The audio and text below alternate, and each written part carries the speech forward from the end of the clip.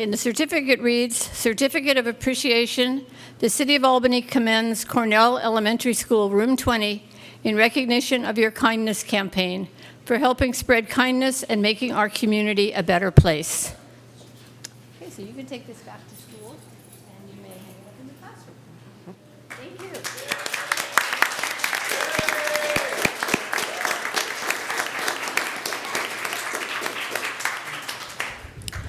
We also have a proclamation for African American History Month. Is Linda Williams here? Yes. Would you like to come up, please?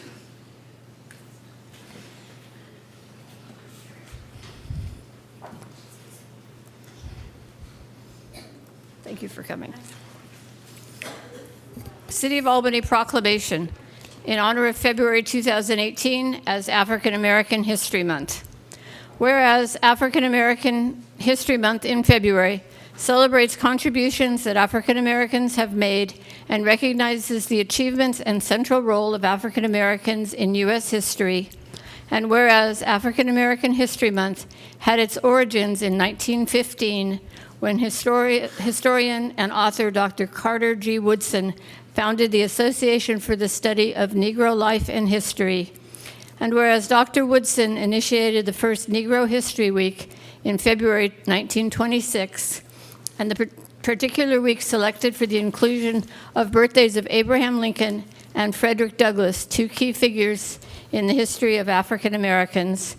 And whereas in 1986, Congress passed Public Law 99-244, which designated February 1986 as National Black Afro-American History Month. And whereas President Ronald Reagan declared in 1986, the American experience and character can never be fully grasped until the knowledge of Black history assumes its rightful place in our schools and our scholarship.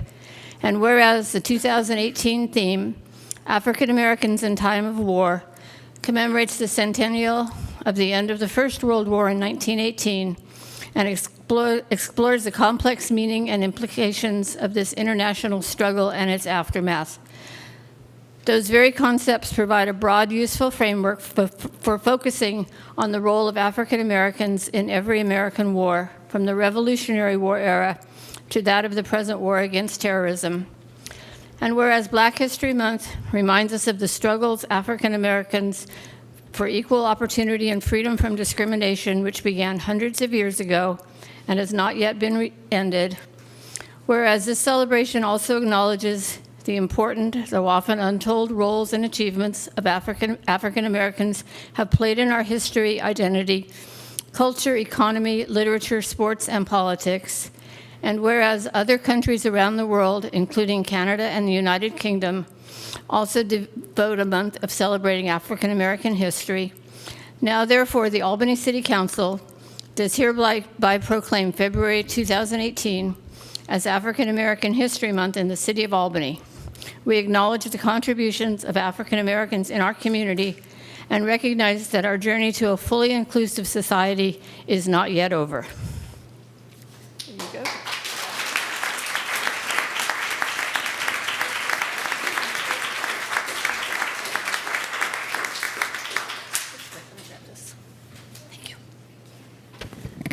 Thank you for this honor. I really do appreciate it. On behalf of the Albany Unified School District Black Parent Advisory Group, I'd like to thank you for this. We will be sharing this proclamation with our entire Albany community on April 15th. April 15th, while I'm thinking of taxes, February 15th, during our Black History Month celebration at Ocean View Elementary School at 5:30. All of Albany is welcome to attend, and I hope that you guys will all be there. Thank you so much.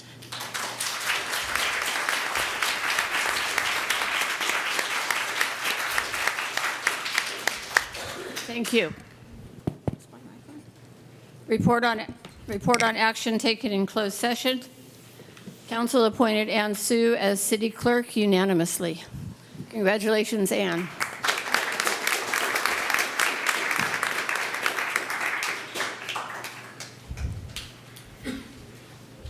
Consent calendar. consent calendar items are considered to be routine by the City Council and will be enacted by one motion. By approval of the consent calendar, the staff recommendations will be adopted unless otherwise modified by the City Council.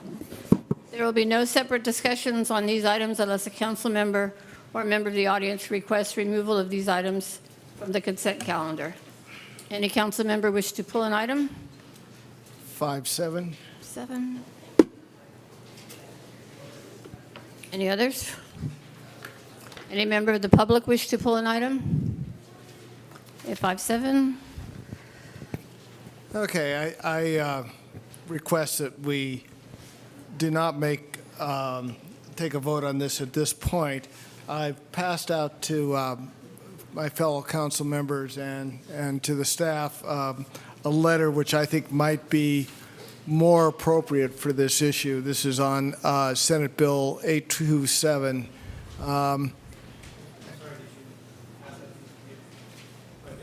That's it. I'd like to see some changes. I'd like to, rather than just take the League of California Cities default position of oppose, that we consider making or offering some alternatives in the letter. So, I don't know that we could vote on it this session. I don't think this is a super urgent bill that we have to make a decision on tonight. So if the council would agree to, I would say let's pull it. I've offered up some ideas. They could be posted on the website. Perhaps other ideas could come up on changes. I was going to pull this item as well, and I like the ideas that are in your alternative. And I'll note that at the League of California Cities meeting, the last one I was at, the last East Bay meeting, the representatives, a number of representatives spoke in favor of this bill, or at least the ideas of this bill. And in in one of the recent forums, the AD 15 candidates also spoke in favor of the ideas in this bill. So I think that it's worth considering, not saying we don't like it outright. I was going to pull it as well, and I agree with this approach. I would encourage, there's two things that I'd really love to see us consider, and one would be that it be both not to Senator Wiener with a CC to Senator Skinner, but to the two of them, and that it open, rather than with Albany opposes SB 827 in its current form, something on the order of the City of Albany appreciates your efforts to, blah, blah, blah, that this should be, because there have been some pretty inflammatory opposition statements to the bill. I think that a statement of appreciation for its introduction should precede our opposition to it in its present form. Okay, how about this? Let's pull it, and since I wrote the first one, how about if I take what you have and draft something else, and maybe Pete and I could work on it? That would work, right, the two of us? I have a question for our city attorney. There's also comments I would like to make, but I'm concerned about if we're all writing each other and shaping this letter, it violates the Brown Act. Yeah, if three council members, this is on, want to be involved in drafting the letter, that would need to happen at a public meeting. So you could bring back a proposed draft, if that's what you're intending to do, for the full council to consider next week. And we Right. can continue discussing now. You could certainly continue discussing now for my input regarding the contents of the letter. Well, you know me, I 60 seconds worth. One is, I think I know this town, and the issue that is going to inflame my citizens is that this could dump a huge number of kids into the school district, and we have no way to accommodate those kids. So I think that raises a red flag for me. And more generally, given the fact that how San Pablo and Solano and the BART station and El Cerrito are defined as transit hubs, and this bill gives you a half a mile around every one of these transit areas. The only part of Albany that would have any zoning left is the far northeast corner, where incidentally I live. But basically, this bill as written turns Albany into Houston, Texas. And I don't know why anyone thinks Houston, Texas is a progressive standard for, zoning and housing. So okay, that's what I'll say. And there is also, by the way, Companion Bill 828 that has some issues as well. I don't think the League of California Cities has weighed in on that one yet, but they're companions. Okay, well, I wrote down your comments. And I think we can go from here. Does that work for everybody? I think everyone is on the same wavelength that Right. nobody would want to see this bill actually become law. What people do appreciate is Senator Skinner in particular providing leadership for having serious discussion about addressing the housing crisis, which is something that has been lacking. That's my sense. And my sense is also that I doubt if Senator Skinner or Senator Wiener thought this bill would pass in its current form, but at least it really gets the ball rolling on discussion. And I think if it had some refinements, some version of it could work for all the Bay Area. Anyway, Okay, I'd be happy to meet with Mayor McQuaid and discuss this. sounds good. So can I get a motion to approve consent calendar excluding 5-7? So moved. Second. Poll the council, please.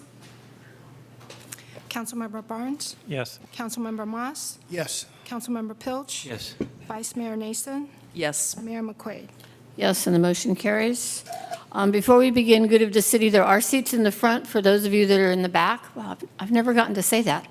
Anyway, feel free to come on down. We don't bite too hard up here. All right, Good of the City. Good of the City is a time for persons desiring to address the City Council on an item that is not on the agenda. Please note, city policy limits each speaker to 3 minutes. The Brown Act limits the council's ability to take and/or discuss items that are not on the agenda.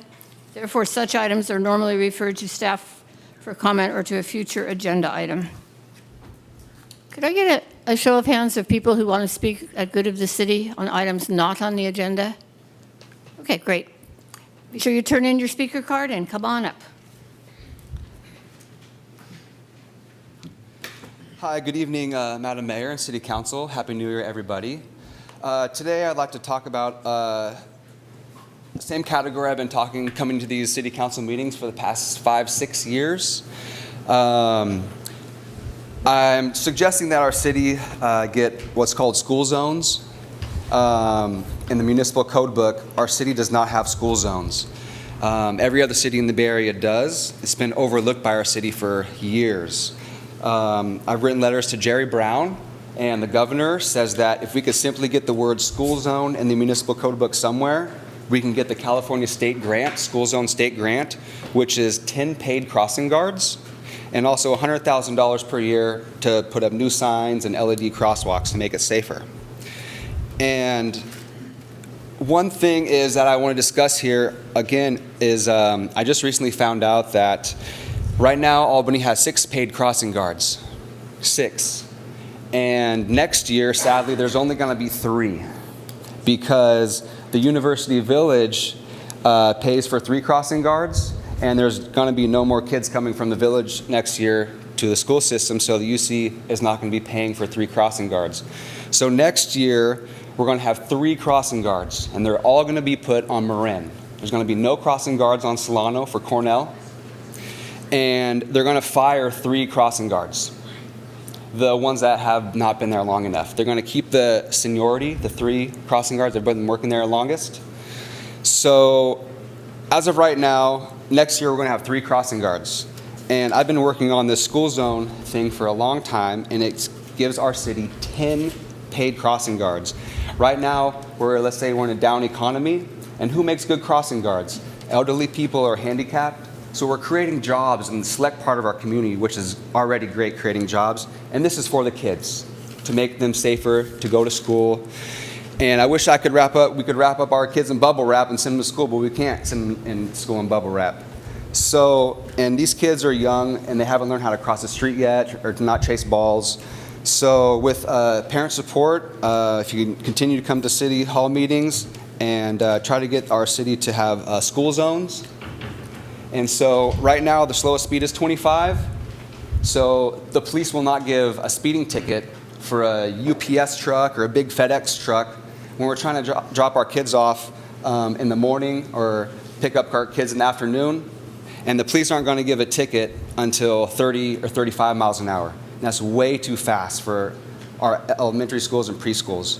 So once we get school zones, then we can have a reduced speed like 15 for drop-off and loading times. So I just want to keep our community aware of what's going on. Thank you.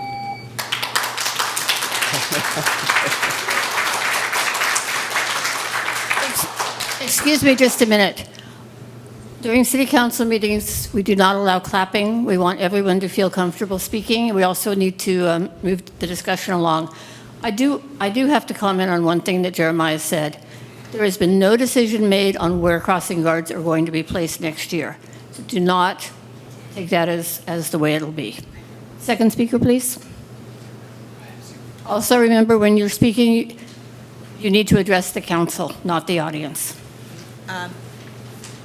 Yes. Hello, my name is Elaine, and I would like to address the city staff, Nicole, Madam Mayor, Vice Mayor, City Council members, Ms. Barnes. And I just want to say that I've lived in City of Richmond. I lived in Long Beach, California. I've lived in El Cerrito, and the best place I've ever lived is in Albany. So I just want to thank everyone. And Mr. Barnes, thank you. I'm just grateful to live in Albany. Thank you. Thank you.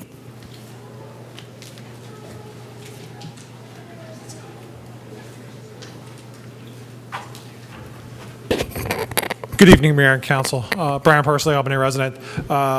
Real quick, as most of you know, sometime this week, a giant lime ferry came and dropped several hundred bikes all over Albany and El Cerrito. I'm not here to poo-poo the idea of lime bike, but rather there are some issues, I think, with the process of how these bikes arrived and how we got to where we are. A couple of things. I've checked back through April, and I can't. All I can find on traffic and safety is a announcement that Lime Bike is coming next week, or Lime Bike was coming next week. It was for the last traffic and safety meeting. I haven't found anything on the city council agenda, which is somewhat problematic. I don't know if this was on consent calendar, I just missed it, but I think that the council maybe should have had some input on this. I think there's some obvious issues and questions that I have. Lime Bike appears to be a business. Do they have a business license to operate a business in Albany? They are a for-profit business. You pay for the Lime Bike. It's not just out of the kindness of their hearts. And do they have an encroachment permit for the sidewalks? I think that could be an issue. I've today already seen several ADA issues with the bicycles in the University Village, and also at several bus stops. There's a certain space needed for disabled people, especially in wheelchairs, at bus stops so they can get on and off buses. And currently, some of that space is being taken up by Lime Bike. I just think it just seemed a little strange that there wasn't more of a process through the council to approve this and have comment and things like that from the public before putting this out. I mean, I wouldn't classify it as a typical business, whereas an average business may not come to the council. But something that's going to be on the street, on the sidewalks, I think, and could, impede traffic on sidewalks. I think it's important for the public to have input in. So, like I said, I think it's a good idea. I just think there's a lot of kinks that could have been worked out before they actually hit the street. Thanks. Thank you. Any other public comment? Seeing none. Council member reports on meetings attended, announcements of future meetings, city manager report and comments. Council, anything that you want to report on having done? Start with you. Sure. Well, I attended the same, I believe the mayor and Councilmember Barnes and I attended the League of California Cities East Bay Division meeting, which was very lively. We had a panel discussion with a number of the Assembly members and senators in the Bay Area, and it is quite a good debate. So that's all I have.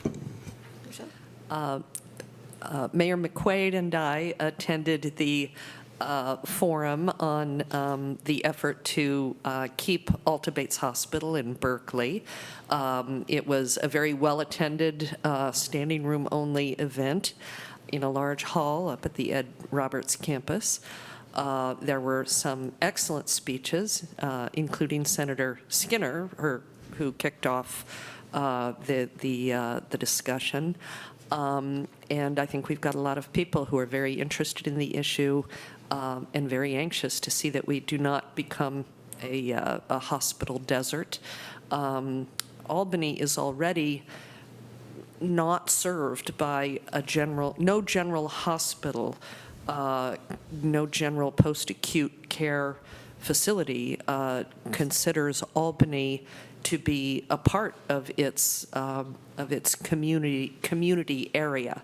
Alta Bates includes the village, but not Albany. Although we can be served there, we're not a part of the community that is evaluated in terms of community needs or community benefits. So and we're certainly going to be less served if we find ourselves without Alta Bates Hospital. So we continue to try to push that effort forward. Thank you. Michael, do you have anything? Yeah, on the 24th of January, I attended the Waste Management Agency's board meeting. There was discussion of legislative priorities for the coming year, which included extended producer responsibility legislation. And there was also an acceptance of funding from PG&E for energy efficiency promotion in the county. On the 1st, I was at the Alameda County Transportation Commission meeting with Mayor McQuaid. Again, a lot of these boards and county commissions start off by talking about their legislative priorities, and that was also true for that commission. There was also an update on SB 1, which was the essentially the raise in the gas taxes, which hopefully will continue to pay for roads, streets, transit, and other transportation things. Okay. Well, everybody said what I did. I did, however, host a community leaders meeting with staff members from the regional elected officials. And as far as future meetings, I will be hosting a town hall addressing sexual assault and sexual harassment with DA Nancy O'Malley and her staff on March 7th. And we'll have more information about that coming up, but just you can have a save the date on that. City manager report? Quick report. We have 3 opening celebrations coming up for the community and the council to note. The first will be the bus stop parklet that you see on Solano Avenue in front of As You Wish and Hal's Coffee. This event will be held on Sunday, February 25th from noon to 2 p.m. Second, we will finally, proudly have the opening of Peggy Thompson Pierce Street Park. This is a park that has been a long time in the planning, and we want to celebrate our community and all the efforts the council has put into this project. The opening will be on Thursday, March 1st at 5:30. And also, as you've heard this evening, and you've probably seen around town, we do have the Lime Bike program in town. I'd like to acknowledge that this is a pilot program. They do indeed have a business license, and staff is monitoring the deployment of the bikes and working directly with the Lime Bike business model to make sure that they are responsive to the needs of our community.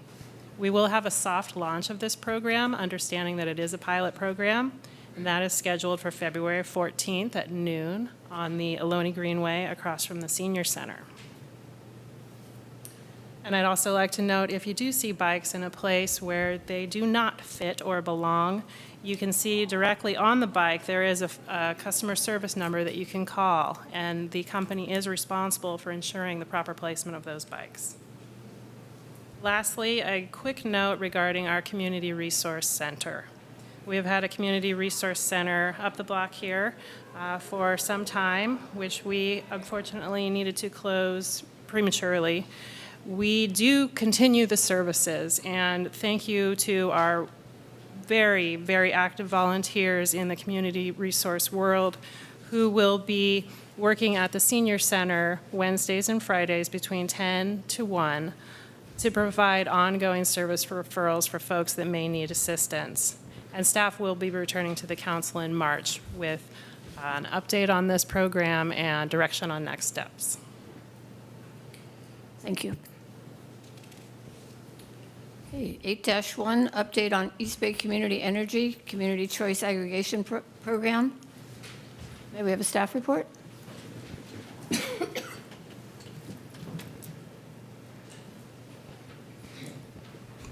Good evening, Mayor McQuaid, members of council.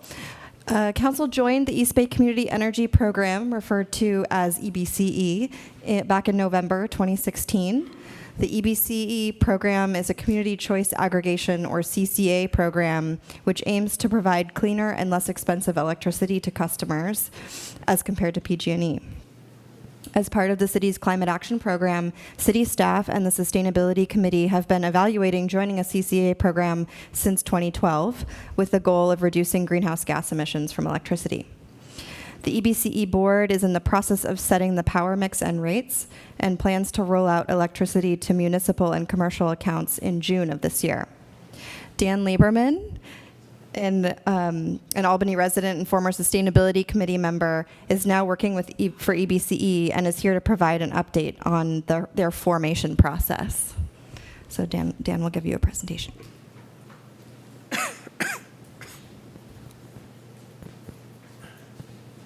Thanks, Claire. Thank you, Mayor and City Council and staff, for inviting me to provide an update here on East Bay Community Energy. I'm very happy to be presenting this after our work on the Sustainability Committee. About 8 years ago, we started talking about an opportunity for CCA here in Albany, and it's really exciting to see this come to fruition. So I'll do a quick overview presentation, and then I'm happy to entertain any questions after that. So you are all familiar with East Bay Community Energy, I'm sure, but for those of you in the audience, it's a local power supplier, it's a joint powers authority that was formed by 11 cities, including Albany and the county, and will plan to supply electricity that is both a little less expensive and a little greener and cleaner than what's provided by PG&E. I'll talk you through a few of these slides that provide some detail. There was a technical study done led by the County of Alameda, and that showed that a CCA, or Community Choice Agency, could provide the electricity at a competitive price with PG&E while providing lower carbon emissions. There are now 9 operating CCAs. They all have a very good track record of providing value to the cities in terms of providing customer savings and lower greenhouse gas emissions. EBCE was formed about a year ago, and there are now, as I mentioned, 11 cities in the county involved, and City Council member Nick Pilch is on the board of EBCE. So the way it works is that EBCE largely is a procurement function. It's an agency that buys power and sells it to customers throughout the county. The timing is very good to get in the market right now and both buy power in the market and to develop renewable energy facilities here in the county or in the Bay Area or in California as a state at large and have pricing that is competitive with or below PG&E's rates.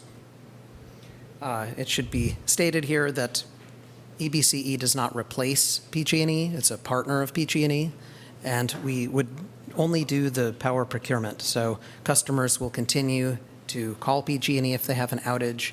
They continue to pay PG&E for services including billing, transmission, distribution, customer care. If a customer wishes to participate in an energy efficiency program or the like, they still call PG&E. They're still paying for that service. And it's structured in a way that PG&E is essentially financially neutral. So they're okay with this happening, and it's happening broadly around California and especially here in the Bay Area. There are going to be at least 2 power supply choices through EBCE. EBCE's board is having a meeting this Wednesday to discuss and hopefully decide what those 2 options will look like more concretely. So I don't have a final decision news to deliver tonight, but I can say that the staff recommendation is out. It's on our website, so you can read in detail about these options. But what's being recommended is Bright Choice as the default supply, being priced perhaps 2% below PG&E's rates after all fees are considered. So the bottom line would be a 2% savings for all customer classes for a power supply that would be 35% eligible renewables, so slightly more renewables than what PG&E is providing. And in addition, 35% carbon-free, so a total of 70% carbon-free power supply. This is only for year 1 for 2018, so that's both slightly greener and slightly less carbon emissions than PG&E's supply at a price that'll probably be around 2% below PG&E rates. And then the second option will be Brilliant 100, and right now the recommendation is to have that as a 100% carbon-free, at least 40% renewable energy option, priced at the outset at PG&E's rate. So that would be a no premium, basically pegged at PG&E's rates for year 1, with the objective of exceeding those amounts. So the idea here is that we set these product mixes and prices at a level where staff feels comfortable that we could meet or exceed that number. So think of it as a floor. I should mention there may be more options available, including a 100% renewable energy option, but we're not coming out of the gates in June with that option. We're hoping to have that available maybe in phase 2 when we enroll residential customers. So June will mark the rollout date. Actually, I think that's the next slide. There we go. June will be the rollout date to all municipal accounts and all commercial accounts in those 11 cities and in the unincorporated areas. And then probably late fall, maybe October, we'd have a phase 2 enrollment where we would enroll residential accounts and start enrolling other accounts like solar net metering and others. So hopefully we'd have an 100% renewable energy option available maybe at phase 2 or maybe in January. And here are some updates probably since the last time someone came from EBCE to provide an update. The implementation plan was certified by the CPUC. That was a big step. We have our core services in place. We have SMUD, Sacramento Municipal Utility District, as our billing services provider. We have NCPA, the Northern California Power Agency, as our initial supplier of power. They both have deep roots as public agencies here in the state. And we're building the staff. We now have 8. I think our 9th person started today. We'll have 10 at launch, I believe. And we're preparing for our phase 1. Phase 1 is that initial tranche of customers who will enroll in June. I think it represents about 50,000 accounts out of about a total of 500,000+ accounts in our service area. And there's also this local business development plan, which you may be familiar with. We have some technical consultants looking at what local programs and local development options would be best suited here. Because EBCE is a not-for-profit, it's a joint powers of public agency, any excess revenues can be used really in three ways. One is to build up a reserve account, one is to reduce rates, and the other is to spend on local programs. And so there will be some revenue available for that, and this technical committee and consultants have issued a couple of reports, or a series of reports that are open on our website. The public is welcome to comment. Comment deadline is Wednesday at the end of the day, I think 5 p.m. And very exciting stuff that's being proposed there. And then what's next? We're bringing our team up to speed so that we can have a seamless launch in June. We'll start releasing customer enrollment notices in April because customers need to receive 2 in advance of service. So for municipal and business accounts, they'll start receiving notices in April. We'll go live in June.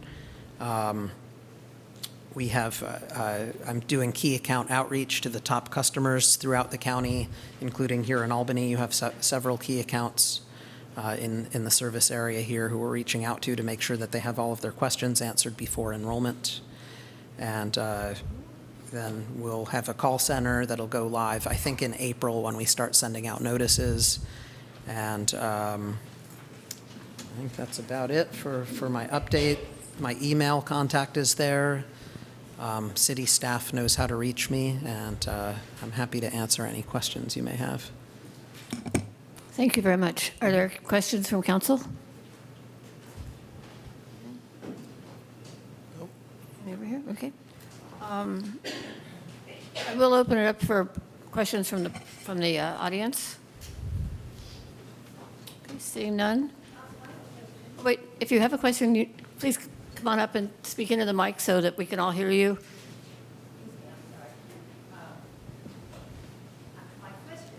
Yeah, My name is Shirley Kajawa, and good evening to the council. I gather that's the appropriate thing. Shirley, can you speak into the mic? Oh, excuse me. My question is the fact that money is going to be used to build staff and build things for the community and things like that. Where is this extra money coming from if we're not going to be paying extra money to PG&E or whomever? So EBCE is, it uses the revenue that we receive from power sales. So we'll be selling power to all accounts countywide, and a share of that revenue goes to pay for staff. And we anticipate having excess revenue. I worked for a similar agency in San Mateo County for the last year and a half, and in our first year, we were able to put $30 million in the bank and save customers $17 million countywide. It's not a bad time to be entering the energy market if you're competing with PG&E's rates. So I'm confident that we'll have a good opportunity there to save money and pay down the loans. Pete?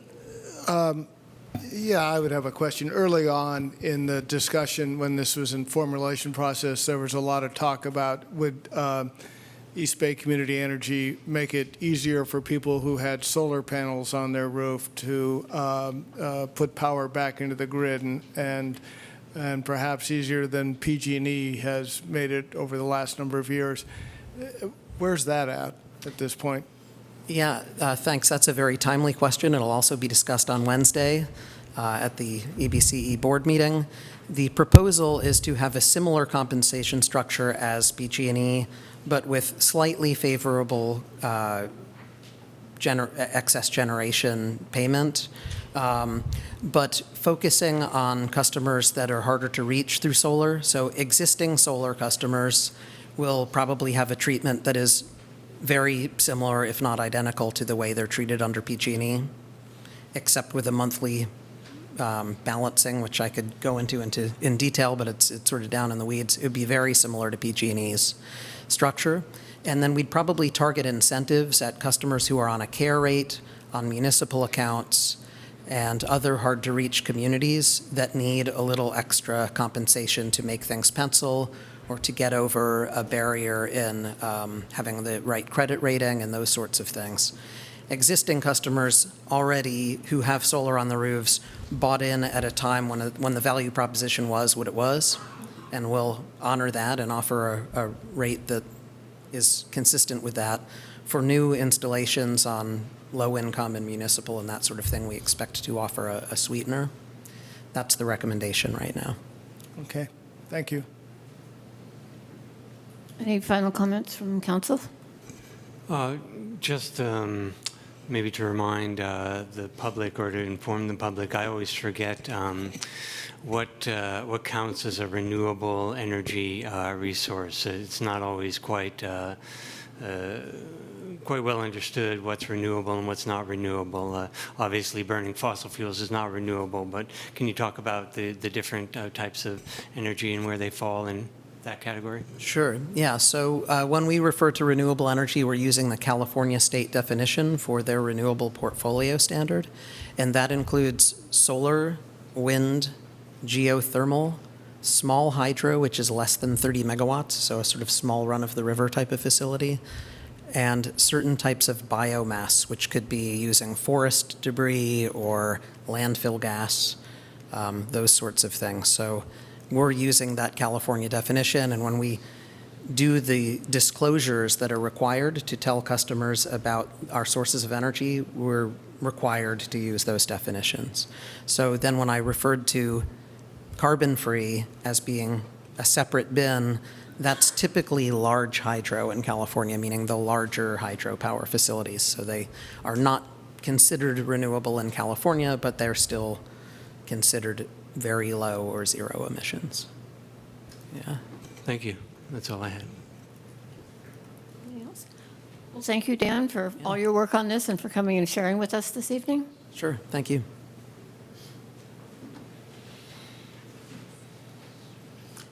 Okay, item 10-1, safety and traffic calming improvements on Washington Avenue between Pierce Street and Cerrito Street. May we have a staff report, please?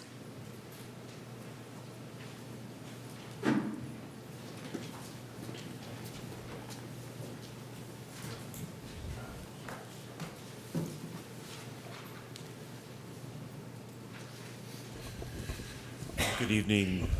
Our transportation planner, Aleda Andrino Chavez, will make a presentation to council. Thank you. Good evening, Madam Mayor. Aleda, hold on just one second. There's lots of seats in the front if you want to come and sit down. Thank you. Good evening, City Council members, Madam Mayor. This is a continuation item from the last council meeting, and we have some background information here for you and the proposal.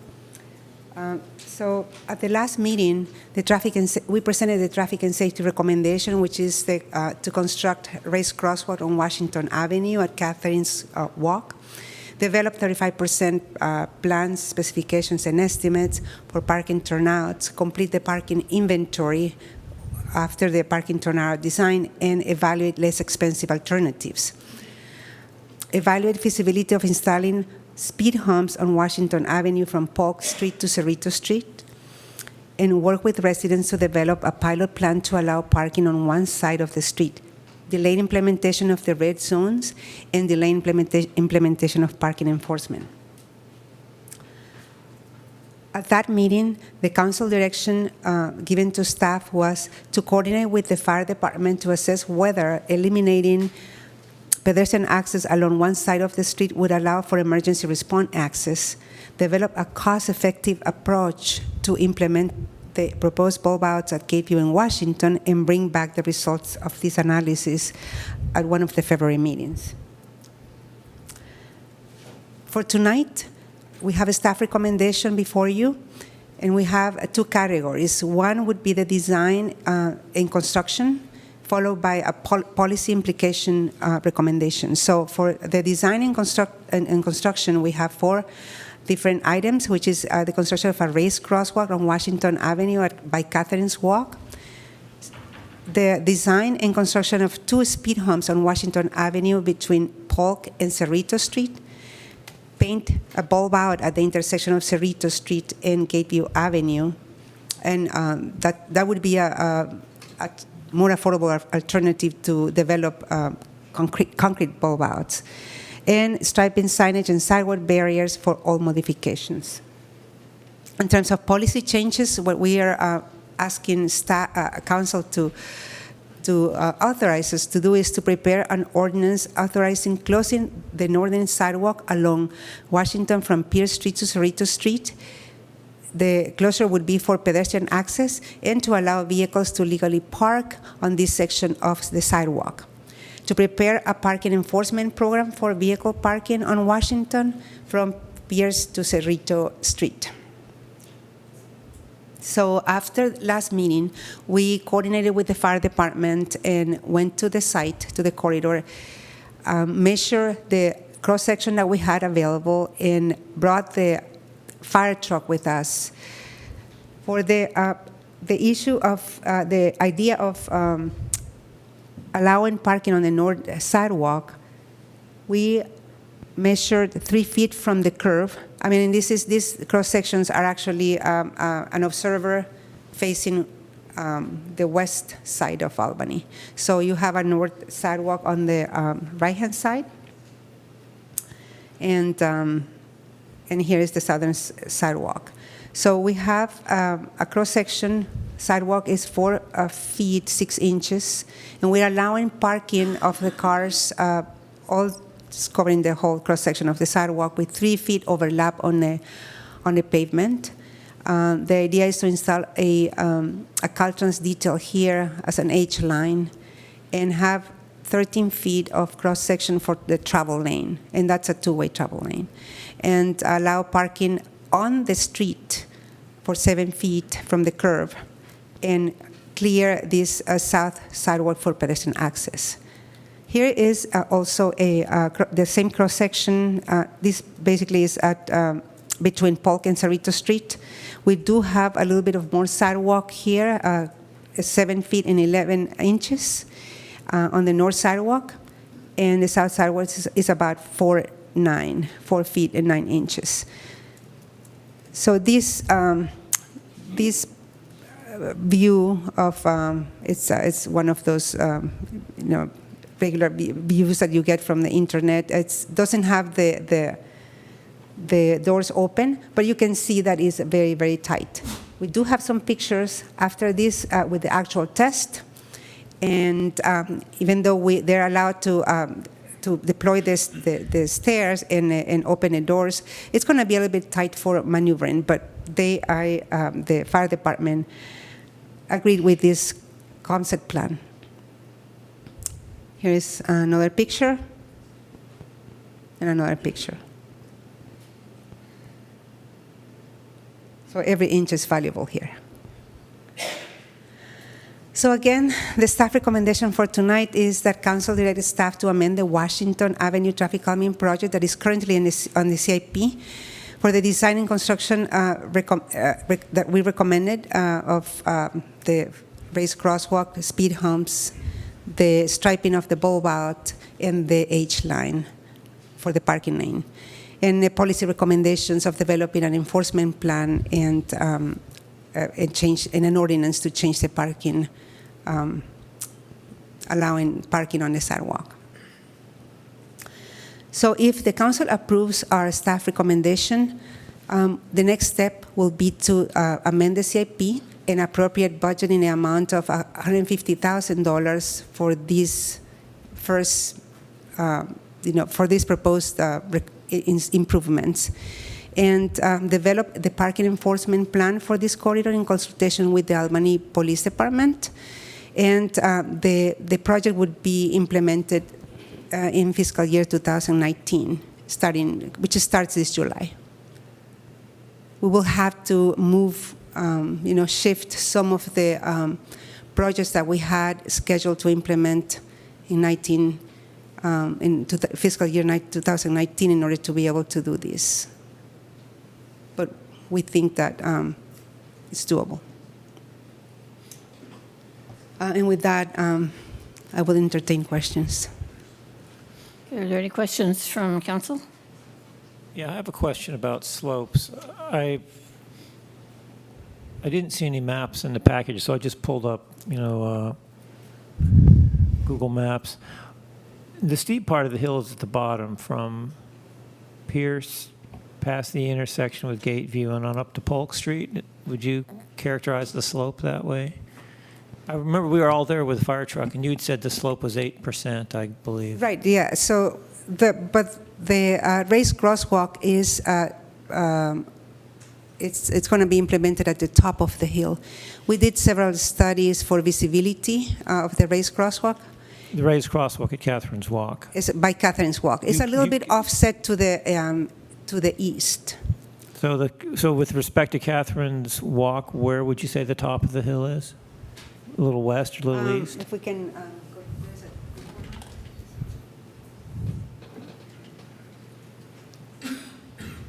where do you have Google Maps?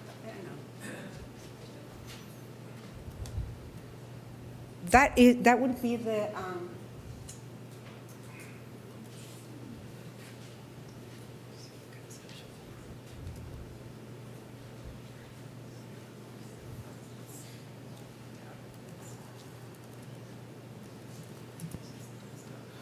There is basically, it would be the top of the hill where we put the raised crosswalk. We're not recommending any speed humps there because of the vertical curve.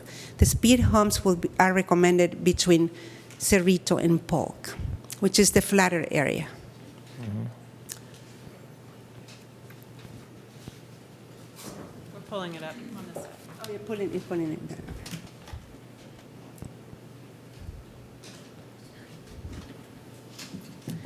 Or a traffic calming, yeah. So,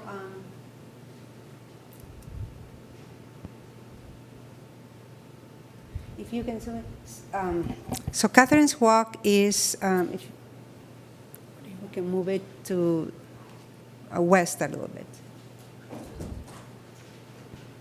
So Catherine's Walk is. Please don't. Please sit down. I can't see if you're pointing. I'm sorry.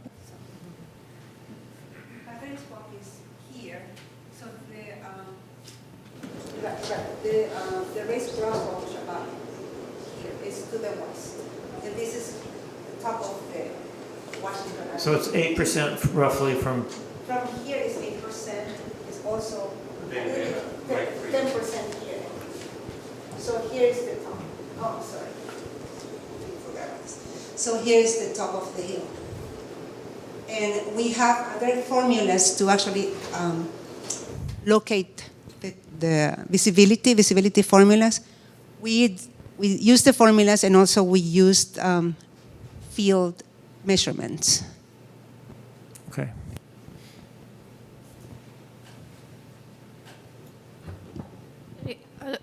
Are there any other council questions?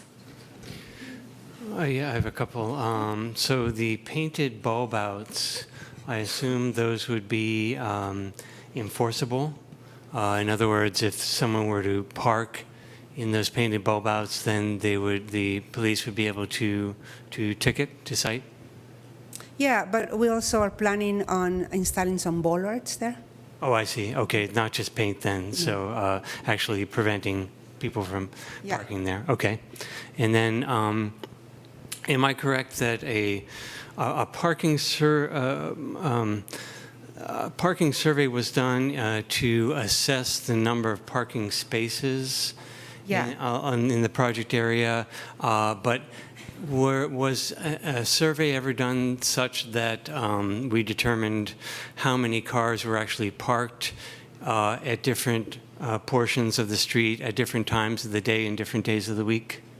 We haven't conducted a parking occupancy survey. Occupancy, okay. It's only the number of parking spaces. Another survey we had is we have properties that are where the driveway is steep and practically non-usable. So about 3 locations on the, and I'm sorry I didn't have a lot of time to put a map here, but about 3 locations on the south side of Washington Avenue have driveways that are very difficult to use. And driveways, about 4 driveways on the eastern part of Washington on the north side are very short and will encroach. If you have a vehicle, it could encroach on the sidewalk. Okay, thank you. Rochelle? Yeah, I want to be sure I understand the staff recommendation. How many parking spaces would be eliminated? Just the bulb out, the ones where The ones by the bulb out and by the intersections, following our city policy to allow 20 feet, about 20 feet before each intersection for visibility. That's the same. That's the policy we talked about a Yeah. few months ago. That is citywide. Yes, Okay. that's it. So the bulb outs would eliminate how many? The bulb outs will eliminate about 4 parking spaces. About 4 parking spaces. Okay. And what does the $150,000 cover? The 150, that's a high-level estimate. It covers design of the striping and contract with a striping in contractor and signage implementation, and also construction management. Okay, but it doesn't cover the bollards and bulb outs? Yeah, it does cover the It does, bollards, yeah. okay. Striping of bulb out and the H line as well. All the striping that is needed for this staff recommendation. Okay, great.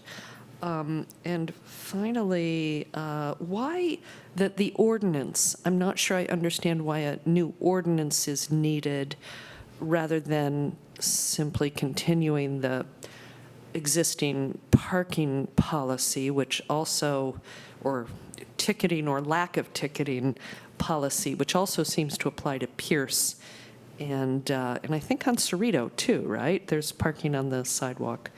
Or parking on the parking strips. There's definitely one other street. I don't think it's Polk. Is it on Pierce and Cerrito, for sure.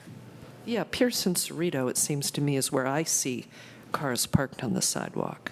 I've seen it on But at least Pierce, let's say, whether it's Cerrito or Polk. Are we going to, do we need an ordinance that also covers Pierce Street and other streets where it's customary, or do we just need it for this street, and if so, why? At this point, and Jeff, you can help me answer this question, but at this point, since we are talking about this corridor, and this is the problem that we have been working on since 2012, in our municipal code prohibits parking on the sidewalk, we think that we need an ordinance in order to override that portion. Will it cover Pierce and Cerrito too, then? So at this point, we haven't engaged those neighborhoods at the level that we've engaged the Washington Avenue neighborhood, Washington Avenue neighborhood. So we weren't proposing that decision be made tonight, but it does beg the question of looking at some of these other streets that have more or less the same issue. Yeah, I guess my sense of it is we're about to do the ribbon cutting on Peggy Thompson Pierce Street Park. We have no idea, really. You can do traffic studies and make predictions, but we really have no idea how it's going to impact parking in that neighborhood. We may need to revisit this again, and we may still be working on the ordinance when we discover we have to revisit it. So it seems to me that simply continuing the existing policy of not ticketing cars if they are parked on the north side on the sidewalk, but definitely on the south side would be prohibited. But I don't see why we wouldn't just continue the current enforcement practice until we have a better sense of how the park will impact the neighborhood parking situation. Would the police chief like to weigh in? Mm-hmm.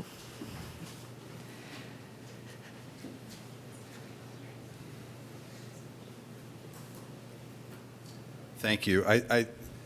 what I'm hearing is that there's actually kind of two issues at play here. One is kind of the existing policy, or I should say practice, of not citing. And I think the ordinance change that staff is desiring, it came from me, and that is that part of this plan is to allow parking on the sidewalk, which is a violation of not only the local municipal ordinance, but the state law. And so if we're going to begin enforcing parking along this block or these blocks of Washington, we want a real bright line that says it's okay for people to park on top of the sidewalk in this area. On the north. On the north. But not on the south. Right. And then in terms of nearby neighborhoods, we're looking for direction from council. I know that isn't on the agenda for tonight. It's something that we'd love to address at some point in the future.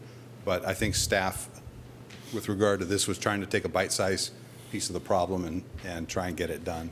Yeah, the problem is a new ordinance is never really a bite-size thing. You know, I guess I just would, personally, I'd prefer to see anything that we do by ordinance cover the related problem on the side streets as well, because it's going to impact them. But, Well, you know, and to me, it seems like we can just continue existing practice until we have a better sense of how this is going to look going forward. For right now, can we stick to questions?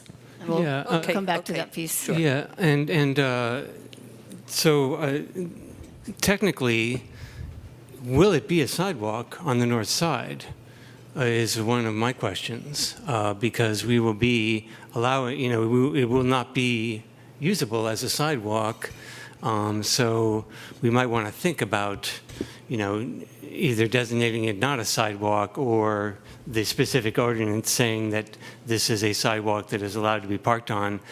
But we also need to think about the fact that we're going to say that the sidewalk is closed. So I think we need to take all these things into consideration. And then secondly, I think we need to make a distinction between cars parked on the sidewalk, encroaching on the sidewalk, and cars parked on parking strips not encroaching the sidewalks. That's what happens on Pierce Street. Cars mostly park on the parking strip, not in the sidewalk. I don't know, so I would like to know from what the ordinance says, the current ordinance says about the parking off of the curb. Does it just say off of the curb, or does it say encroaching the sidewalk? I think that would be important to know. Well, the law says you park in the street. Okay. You don't park on the curb, whether it be... So it's off the curb, okay. Yeah, you park in the street. That's where the vehicles are supposed to be, in the street and not on the curb. And... Yeah, and Pierce Street is not on the agenda, but it certainly seems to me that the sidewalk is often blocked by parked cars. Pete, you had a question? Yeah, perhaps this is more for later, but if we do the proposed changes we're talking about, these are all designed to address the speeding that's been going on, some of the cut-through traffic and other safety issues. Will there be some plan to monitor this for some period of time, and how are you proposing to do that to see if this actually works? Are we going to put out those little things across the road that people drive over that can tell the number of cars and speeds and things? Yes, we will monitor after the implementation of the improvements. We'll monitor speeds and volumes. We'll observe also parking behavior, and with the police department, we will monitor citations if there are, and work with the community to make it work. Good. I would ask that perhaps we have a time, whether that's 6 months in the future or 1 year in the future, whatever the time that would be necessary to actually make these changes take effect and see how they influence the issues that Yes. have brought this whole thing up, and then come back to council, or at least the Traffic and Safety Commission, and say, this works, maybe this didn't work so well, this is a further change we might consider. Yeah. Usually for transportation changes, we evaluate a month after implementation, 3 months after implementation, and then a year. Those are usually the time frames. Okay, thank you. Any other, go ahead, Michael. Well, I just want to urge the council not to go around and around on this topic, because we've been doing that for years, and we have to, as the police chief suggested, I think it's important to bite off a piece of this problem that we can solve and then monitor. For example, some people... Is there a question in this? I mean, I do want to... I'm sorry. Yeah, let's go ahead. Okay. No question. I want everybody to get to opine, but not quite yet. Okay, we're going to open it. How many, before we start, relax. Okay, how many people wish to speak? Okay, and you've all got cards, or you're going to turn in your cards? There's quite a few of you, so we're going to limit it to 2 minutes. So please try not to repeat previous speakers, but rather agree and make new points, or simply agree. I want to remind you of the rules of decorum. Be respectful of each speaker, address the council and not the audience, and please no applause or any other comments or noise, negative or positive. We want everybody to feel comfortable and to not be intimidated by audience comments or reactions. And I'd also like to remind you of what is on the agenda tonight. We received a lot of emails about red curbing. That is not on the agenda. So if that's what you want to talk about, that's not what the agenda topic is. So please focus on these particular items that are on our agenda. Okay, would you like to read the first three? Yeah, I'm sorry, you said how many minutes? Two. And Ann will call your name. If you could line up, and when we get to the last one, she'll call three more. Brian Parsley, Shirley Kajiwara, and Brian Beal.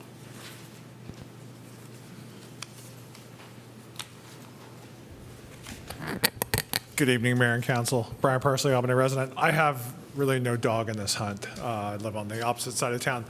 But there's a couple of things I heard of tonight that are a little somewhat concerning. And I would say I think closing the sidewalk is actually a very good idea. I think you can simply do it with ballards or a U-pole with a sign that says sidewalk closed, pedestrians use other sidewalks, something along that lines that closes that portion of the sidewalk to allow vehicles to park there. Now, whether you need an ordinance or not, that's a whole separate issue. I will say the process of what's happening now cannot continue, because it is not fair to the rest of the city of Albany. The rest of the city of Albany does not get to park on the sidewalk. And if they do, they get cited. So and furthermore, it sets the police department up to be looked upon as having selective enforcement, which I don't believe they're doing, but that's the direction of multiple councils, not this council, but multiple councils in the past have been, don't mess with this. And it can't continue. Because frankly, it's dangerous. It's dangerous to the people that live on the hill, and it's dangerous to the rest of the people of Albany if a fire truck is traveling there, coming to my house, and can't get there because cars are on both sides of the road and delaying a fire truck, an ambulance, or another emergency vehicle. I think the idea of closing one side is a good idea, but make sure you do it with enough signage that can accomplish the mission. Thank you. Thank you. Thank you.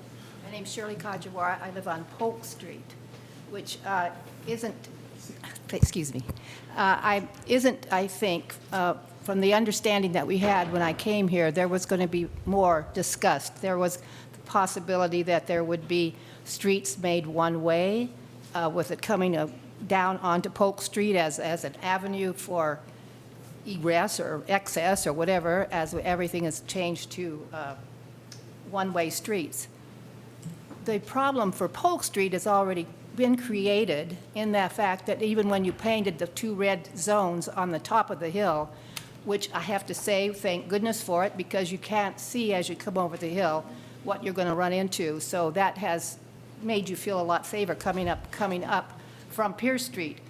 But currently, they've placed a stop sign at each, on Washington Street, at Polk Street, on either side of Polk Street. So currently, people still continue to sail right through those two stoplights and stop signs. And if they come through onto Polk Street, it becomes a racetrack. So I don't think this comes in here, but I'd really like to ask for a speed bump there if you do decide to make that a real, if you do decide to go into the one-way street type of thing. However, my thing is, yes, parking is impacted already, and we would think that it'll be even more so if we do eliminate any parking. Now, it sounds like possibly that not even be the case either, that they're going to allow parking on this, on the sidewalk. We've parked on the parking strip for 50 years now, so, and we do need it. But anyway, thank you. Thank you. After Brian Beal would be Carol Kay, Chris Hopkins, and Eba De La Rosa. Yes, Madam Mayor, council members, I got to admit I'm kind of new to this issue, but I think it's great that you're looking at it. I've used this particular street both as a pedestrian and as a motorist. I have noted I'm actually pretty scared coming over this hill because of the fact that it's a blind hill. So we need to do something about it. But also, as a pedestrian, I don't really like the idea of closing the sidewalk. Particularly, I think I heard it's the north sidewalk or the south sidewalk. It's the north. The north sidewalk. Because of the fact that the view is there from north. The view is better from the north side of the sidewalk. And that's one of the things I like to do when I'm walking through Albany is I like to, look at the view of San Francisco, and it's much better from the north side. I think there's some other things we can look at. One of them is the abandoned vehicle ordinance that I think there's too many cars that are sitting around, not doing anything, and that we could reduce that number and would free up more parking places. I think there are other cities I'm aware of where they have a rule that Corte Madera is one that I have a friend that lives on a similar street, where they have a rule that you can't have two people parked opposite each other. So if I'm parked on this side of the street, you can't park on the other side of the street. So I don't know if this is helpful or not, but again, I really do. I think the speed bump sounds like the best universally acceptable idea that will work no matter what. But again, I just want to pitch for also people not blocking the sidewalk. Thank you. Thank you. I'm Carol Clockevold, and I live at 881 Washington. I first want to say I'm excited to hear that Peggy Thompson Park is going to be opening. I'll be able to walk there with my granddaughters. I hope that tonight, this has gone on for such a long time, I hope that tonight we will at least get approval to go ahead with the raised crosswalk at Catherine's Walk, and also determining the feasibility of the speed humps between Cerrito and Polk. I'm in favor of closing the north side to pedestrians. And I have a question about the bulb out, because one of the things that we saw said the bulb out would be at Washington and Gateview. This thing says at the intersection of Cerrito Street and Gateview, and Cerrito and Gateview do not intersect. And we really do not want a bulb out at Cerrito and Washington. The bulb out at Gateview and Washington, I think, will be fine. But if you look at Cerrito and Washington, there is basically the houses that I live in and next to me and across on Cerrito, we only have one side of the street to park on because the intersection is where the other side of the street would be if you look up there. And I also have a crosswalk in front of my house where I can't park. So I'm interested in working with staff to determine where we might put barriers in that area for the closing the north side to pedestrians and how that would be signed. I think that's it. Thank you. Thank you. Hi, Mayor McQuaid and City Council members. My name is Chris Hopkins. I live next door to Carroll at the corner of Washington and Cerrito Streets. I've been there for 13 years with my 2 children and my wife. My 2 kids walk to school. For years, we have witnessed drivers speeding through our West Albany neighborhood as a shortcut between Buchanan and San Pablo Avenue to avoid a few traffic lights. We have twice had our car hit and run in front of our house by drivers not living in the neighborhood from Richmond and Berkeley. We park one of our cars partially on the sidewalk to reduce the chances of being hit and losing side mirrors I've replaced to careless drivers. Many cars do not even slow down for the westbound stop sign in front of our house. We fear for our youngest child walking to Ocean Elementary School. We understand there are several proposals to reduce traffic speed along the sidewalk. I'll skip a few things because I've learned some stuff tonight. I'm in favor of the raised sidewalk at Catherine's Walk. I'm in favor of speed bumps along Washington Avenue where they're proposed. I wanted to thank you, Carol, for the clarification around the bulb out to be not at Washington and Cerrito. And anything that eliminates parking spots will create congestion in other areas. It sounds like you've already considered that. But lastly, I just want to say what's been most frustrating about this issue for me is the lack of a clear process from the city. Communications from the city have been irregular, unclear, and confusing to me. There appears to be many studies and plans that are consideration. Some of these I've known about, some of them I've not known about. But there's no clear process or plan on how the city plans to address the various proposals, get community feedback, or act. It worries us to see the city spending valuable money to continually address this issue with no clear process, structure, or outcome in the future. Thank you. Thank you. After Ebba would be Francis Chapman, Letitia Berlin, and Michael Gold. Hi, my name is Ebba De La Rosa. I live at 844 Washington, near the Polk Street intersection. Thank you, council members and Mayor McQuaid. Really relieved to hear that the red curbing is not on the agenda. I also support the closure of the north sidewalk, the bulb out at Gateview in Washington, and speed bumps. We actually started as a neighborhood this process in 2011. I have twin daughters that were just turning 4 at the time. They're now going to be going to middle school next year. So that can give you some perspective of how long this has been going on. I wasn't able to attend the last meeting, but I did watch the video. Just really want to reiterate that we're talking about the narrowest street in Albany, the narrowest sidewalks in Albany. These sidewalks do not have a buffer zone, like just a little strip between the sidewalk and the road. It's also the only blind crest besides Solano Avenue Hill. So there's a lot of factors, the curve. It's just been something we've seen, and since Marin was narrowed, there is a lot of spillover into other neighborhoods, not just up off of Marin, but Buchanan gets backed off, it spills over into Solano. In the morning when I'm walking my daughters to school, I see cars backed up maybe 3 blocks up over the hill, and drivers choosing to go onto Washington Avenue. So it really has become to the point where often we can't back out of our driveways. This is a small residential street. It's not meant to be a main artery. And there was an article in the paper recently about this is becoming an issue in many cities, also due to map systems to avoid traffic. And it's not just our city, it's other cities that are seeing this problem too. These streets were not made to see over 1,000 cars a day on it. Thank you. Thank you. Thank you, Francis Chapman, 844 Washington. I'll try to go through my points real quick. First, traffic belongs on the arterials. This narrow street is not designed to handle this volume of traffic.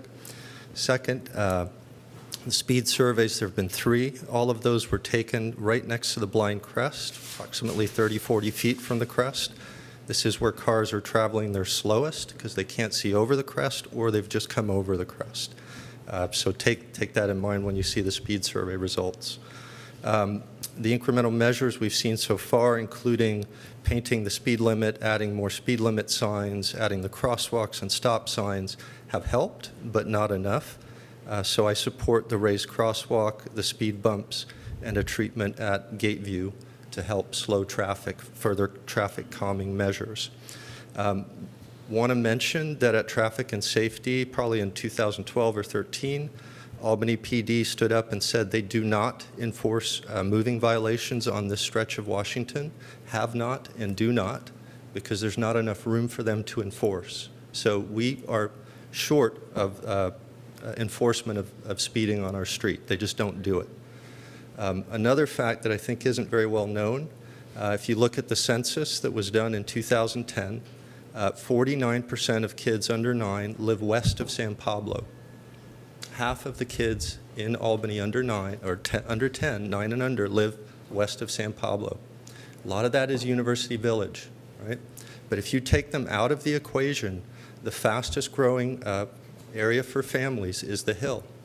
We went from 25% families in 2000 to 31% in 2010, 25% growth. That's why we're so passionate. We're seeing more families move in. We're probably going to see the same type of growth by the 2020 census. So thank you for your time. Thank you.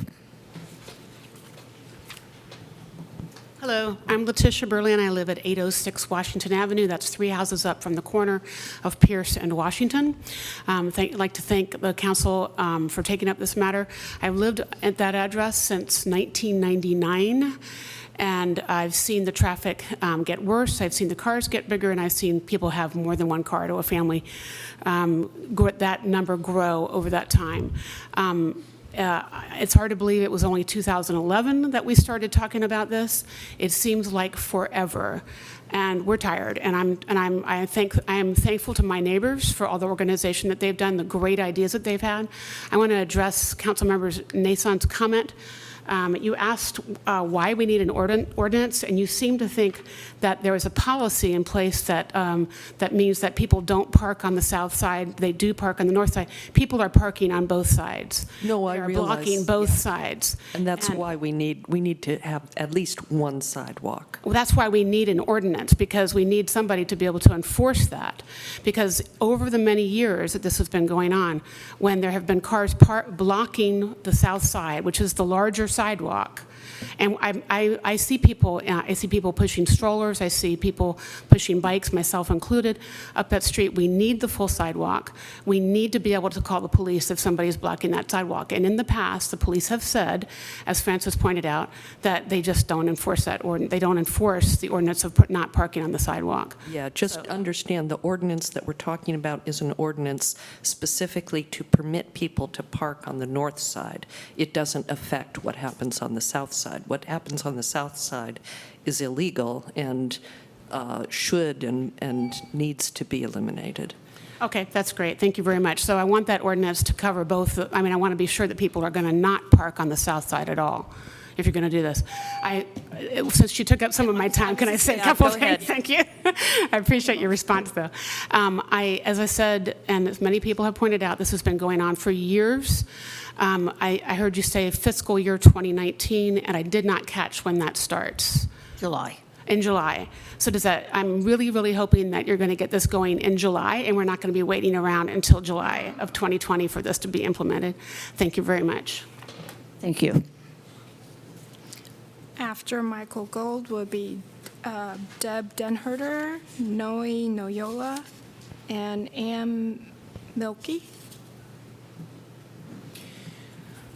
When the park opens, there's going to be some more demands on parking.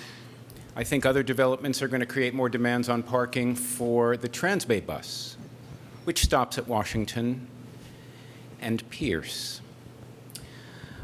There are other forces that are creating pressure there. I think you know about them and that I don't have to talk about it too much. I generally support the staff recommendation. Letitia just convinced me we need an ordinance and that it's not a maybe. If you want to solve this problem in a hurry, Mayor McQuaid, I am impressed that you seem to have at least introduced the idea of closing the north sidewalk quickly. Other conversations I've had with people, well, this was going to involve a review process that could take some time. I'm aware of some prep work for that review process, in fact, that the community did. I wouldn't be surprised if the city did that as well. If you are willing to speed up that process, everyone I've talked to on the north side, I'm on the south, everyone I've talked to on the north side seems to be willing to cooperate. I'd like to raise 2 caveats to please think about. I think north side owners should be given permission to improve this Monty Python sidewalk that is not a sidewalk. And I think they also ought to be able, if possible, if a contractor or a Transbay commuter or somebody like that fully blocks the way unnecessarily, I wonder if they might have any slack to clear that way. But otherwise, the recommendation, I concur. Thank you. Deborah Denherter, Polk Street. So first, I want to just put out the question that it's not clear to me that the bulb out is going to be needed at Gateview if there's a one-way street. So hoping there'll be clarity on that at some point. And I want to say that I'm also in favor of the closing of the north side sidewalk and appreciate that you're considering other options to painting red curbs and removing parking. And I really want to say that if for any reason the current plan of closing the north sidewalk doesn't work out, I hope you don't revert to options that take away a lot of parking from us. That would be, in my opinion, causing harm to our neighborhood. It would affect me, my family, and my neighbors. Please maintain at least the level of parking that we have. Albany is so small that you're our neighbors, and that would be unneighborly. It would affect our everyday lives, just like it would affect yours if it happened in your area. And at the most recent meeting, it was mentioned that money shouldn't be spent in our neighborhood because it would only benefit our neighborhood, and I wanted to point out that that's true of many, if not most of the projects in the city, and that I had understood from Francis in the past that the funds don't tend to be spent as much in our neighborhood as might be the case if funds were equally spread around the town. And also, I want to point out that improvements on Washington Avenue might not be needed if there weren't as much travel from other parts of the town. I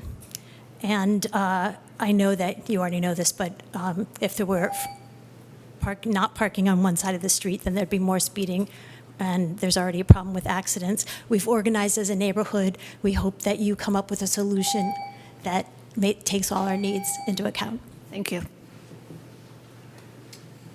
Good evening. My name is Noe Noyola. I'm at 808 Washington Avenue. I want to first acknowledge Deb, my previous speaker, for her leadership in the neighborhood as well as my neighbors.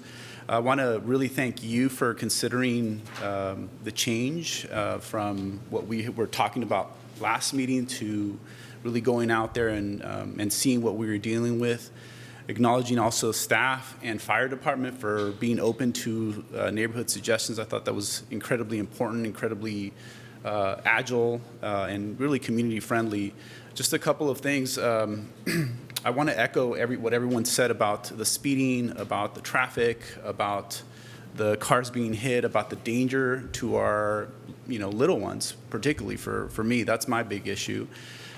So with that, there are a couple of clarifications that I want to make. One is when talking about the top of the hill, both of the sidewalks are already red, so that the view that the gentleman was talking about would actually remain. There's no need to close the north sidewalk at the top of the hill at the crest at Catherine's Walk. So I think in reality we're talking about the sections between Polk and Gateview going away. So if I can explain,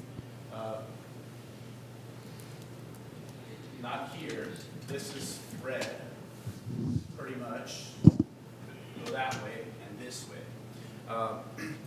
The other consideration, thank you for that. The other consideration is in terms of the picture that you saw about the fire truck and the 13 feet. So in reality, that picture was 12 feet. I think the fire department will attest to that. So my issue is that down on the west side of the Washington, that extra foot means a lot to us because then we can park and have our passengers actually exit. Otherwise, I'm supportive of the measures and the recommendations. Thank you. Thank you. Good evening, and thank you for finally dealing with this issue. My name is Ann Milkey. I live at 815 Cerrito Street. I've lived there over 35 years. I'm almost at the Cerrito-Washington intersection. I'm just a few houses down. I'm very concerned. I'm very grateful that you are finally dealing with Washington Street and the increased traffic and the inability to walk children and dogs and just take a walk with friends and be standing next to them and talking to them and walking on the sidewalk. So I very much, I like the speed bump ideas. I like the raised area for in front of Catherine's Walk. I think that's a very good idea. I think over curb parking on the north side of Washington should be approved, and I think you have good signage saying north sidewalk closed, use south sidewalk. The south sidewalk is the better sidewalk. If it's available, if there's not cars parked over it. And you have to enforce that. I've had to walk out in the street with my grandchild in a stroller. I have come back on the hill numerous times. People have been walking in the middle of the street because, this is in the evening, because there are no sidewalks available to them. I always drive slowly. I've lived there for so long, to give them time to go to the side of the street. And I do think, I did want to clarify to you too, there is not over the curb on the sidewalk parking on Cerrito Street. I would like to see one way on Cerrito, from Cerrito, one way west down, one way on Washington Street from Cerrito to Pierce. I think that would be very helpful. And again, I thank you. And of course, this is all with the fire chief's approval. Thank you again for dealing with this issue. Thank you.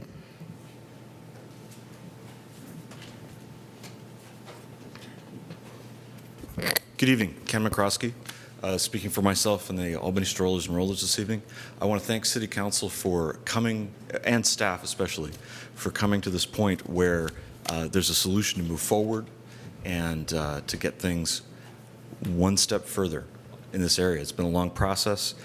It's a very confusing area. The street not only curves, it tilts, it goes up and down. It's amazing. The community involvement has been great. I know people have been working on this for a long time, and I certainly appreciate their involvement, even though it's taken a long time. Now that we've gotten to this stage, I think it's important that if we have one sidewalk, it's fully clear. So vegetation, cars sticking out of driveways need to be looked at and dealt with. Something you choose to do yourself or kick back to the Traffic and Safety Commission. Thank you again for your attention. Thank you. Do you have any other speakers? Come on up. As he's coming up, is there anyone else who would like to speak? This is your last call. My name is Steve Bieber. I live at 765 Pierce Street, which is right on the corner of Washington and Pierce. I've lost 4 cars at totals because of people coming over the hill, probably from the bar, all of which were abandoned, all of which called in the next morning stating that the car was stolen, even though their keys are in the ignition. Okay. Question, how much property value are we going to lose with this parking? Has anybody looked at that? I'm not sure of your question. How much property value will we lose if you take away our parking? I don't think we're taking away any parking, but continue. Well, okay, if you can't park on one side of the street, if you red curb it anywhere, won't we lose parking? That's not on on the agenda. What's on the agenda is closing the sidewalk on the north side, allowing parking onto the sidewalk on the north So side. we still have both sides of the street. You still have parking on both sides. On the south side, you will need to be in the travel lane. Okay. Okay, and the other thing is, if you make it a one-way, make it a one-way going up the hill, please, not down the hill from the bar. Okay? I've been arrested one time and handcuffed because I chased somebody because they hit my car, so. don't do that. Thank you.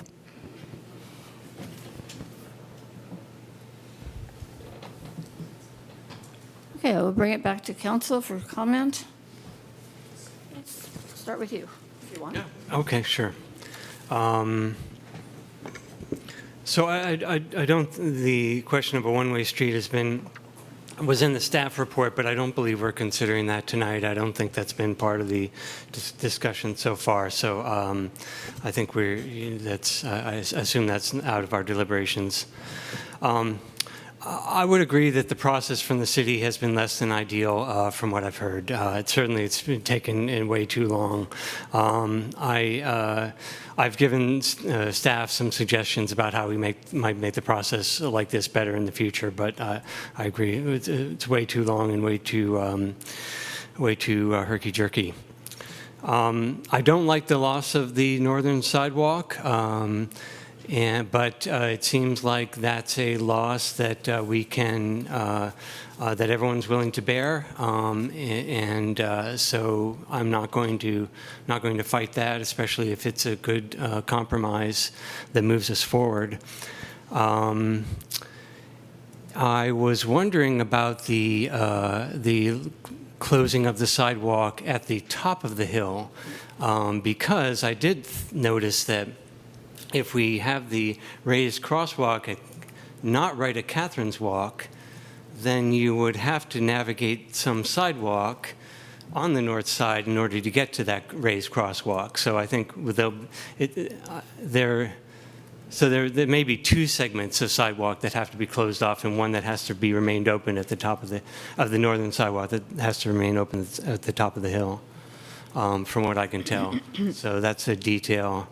Did that make sense? Well, at the top of the hill, almost both sides are red curb. So right. So you have sidewalks. Right. We talk. I think it's somewhat of a detail, but I think we talked about closing the entire northern sidewalk. But we may want to consider keeping these stretch in the middle open. Yeah, I think that's to allow access to the raised crosswalk. And it can't be parked on anyway. So just a detail. So I would support all the staff's recommendations, and additionally, I would direct staff to do a parking occupancy survey so we actually have data about exactly how many cars are parked on that street at different times of day, different days of the week. Without that data, I'm afraid we're flying a little bit blind, although we have the data from the we have the testimony from the neighbors, I know that, but a parking occupancy survey is something that's often done in part of my work in planning and zoning. Whenever there's a dispute about how much parking there actually is or is not, an occupancy survey is done, so you actually have that data. That would be one of my recommendations. The second one would be to assess the state of the vegetation on the southern sidewalk to see if it's passable now that the cars will be off the southern sidewalk. And the third would be monitoring, as I think you've already agreed to do. And then I'll put in a note about on the southern sidewalk, if there is encroachment of parked cars in driveways into the sidewalk area, I think that's going to be, as Ken stated, one of the last issues in terms of that sidewalk being completely passable. And I don't think it should be part of this work here, but I'm going to suggest that we make that an agenda item for future council, at least to bring that back to the Traffic and Safety Commission for study. Currently, the police do not enforce cars parked in driveways, sticking out and encroaching onto the sidewalk. And so that's another area where we might want to consider uniform enforcement in the city. And I think that's all my comments for now. Okay, well, I would support doing some work on parking occupancy data, but I would suggest that it wait until Pure Street Park is open and in use. You know, let's look at it at what's going on at the highest occupancy. And I want to reiterate that the South, it seems that there is I'm not hearing any opposition to the plan for the south side of the road, even though it will be a risky place to park, I suspect, but it will be open to parking. The rule will be that people can no longer park on the sidewalk. And I've been driving Washington Street recently to see this, and it seems to me it's actually the exception that someone parks blocking this. There's almost always somebody, but the majority of cars don't seem to park on the sidewalk on the south side. That's really all I have. Thank you.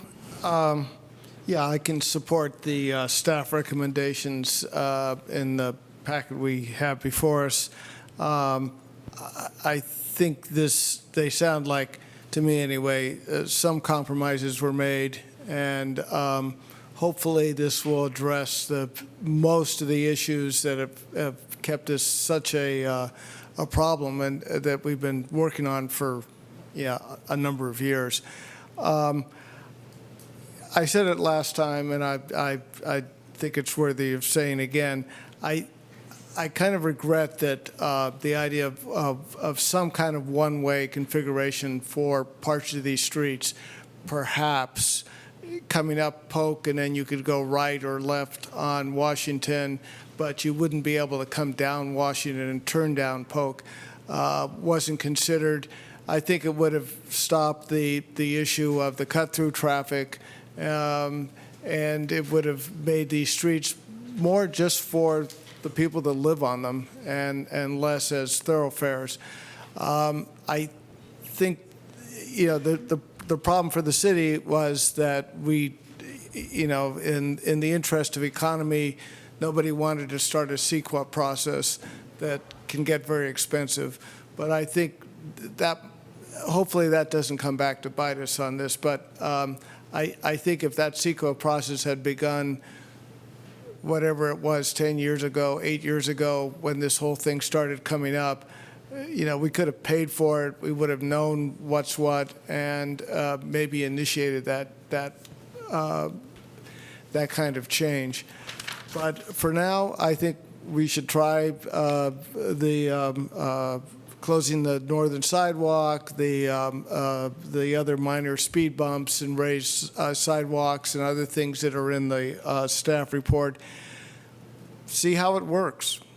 And if it doesn't address the issues that started this whole discussion, we may yet have to do a CEQA process and consider something more radical. But, let's take it from here. I'm back. Could I have the police chief come up to the podium? There's a couple of issues raised that I think were your bailiwick.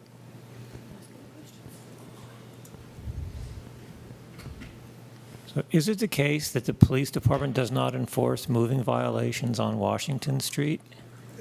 I don't think that's the case. I was trying to think back to 2013, what might have caused that to be said by presumably a staff member of mine.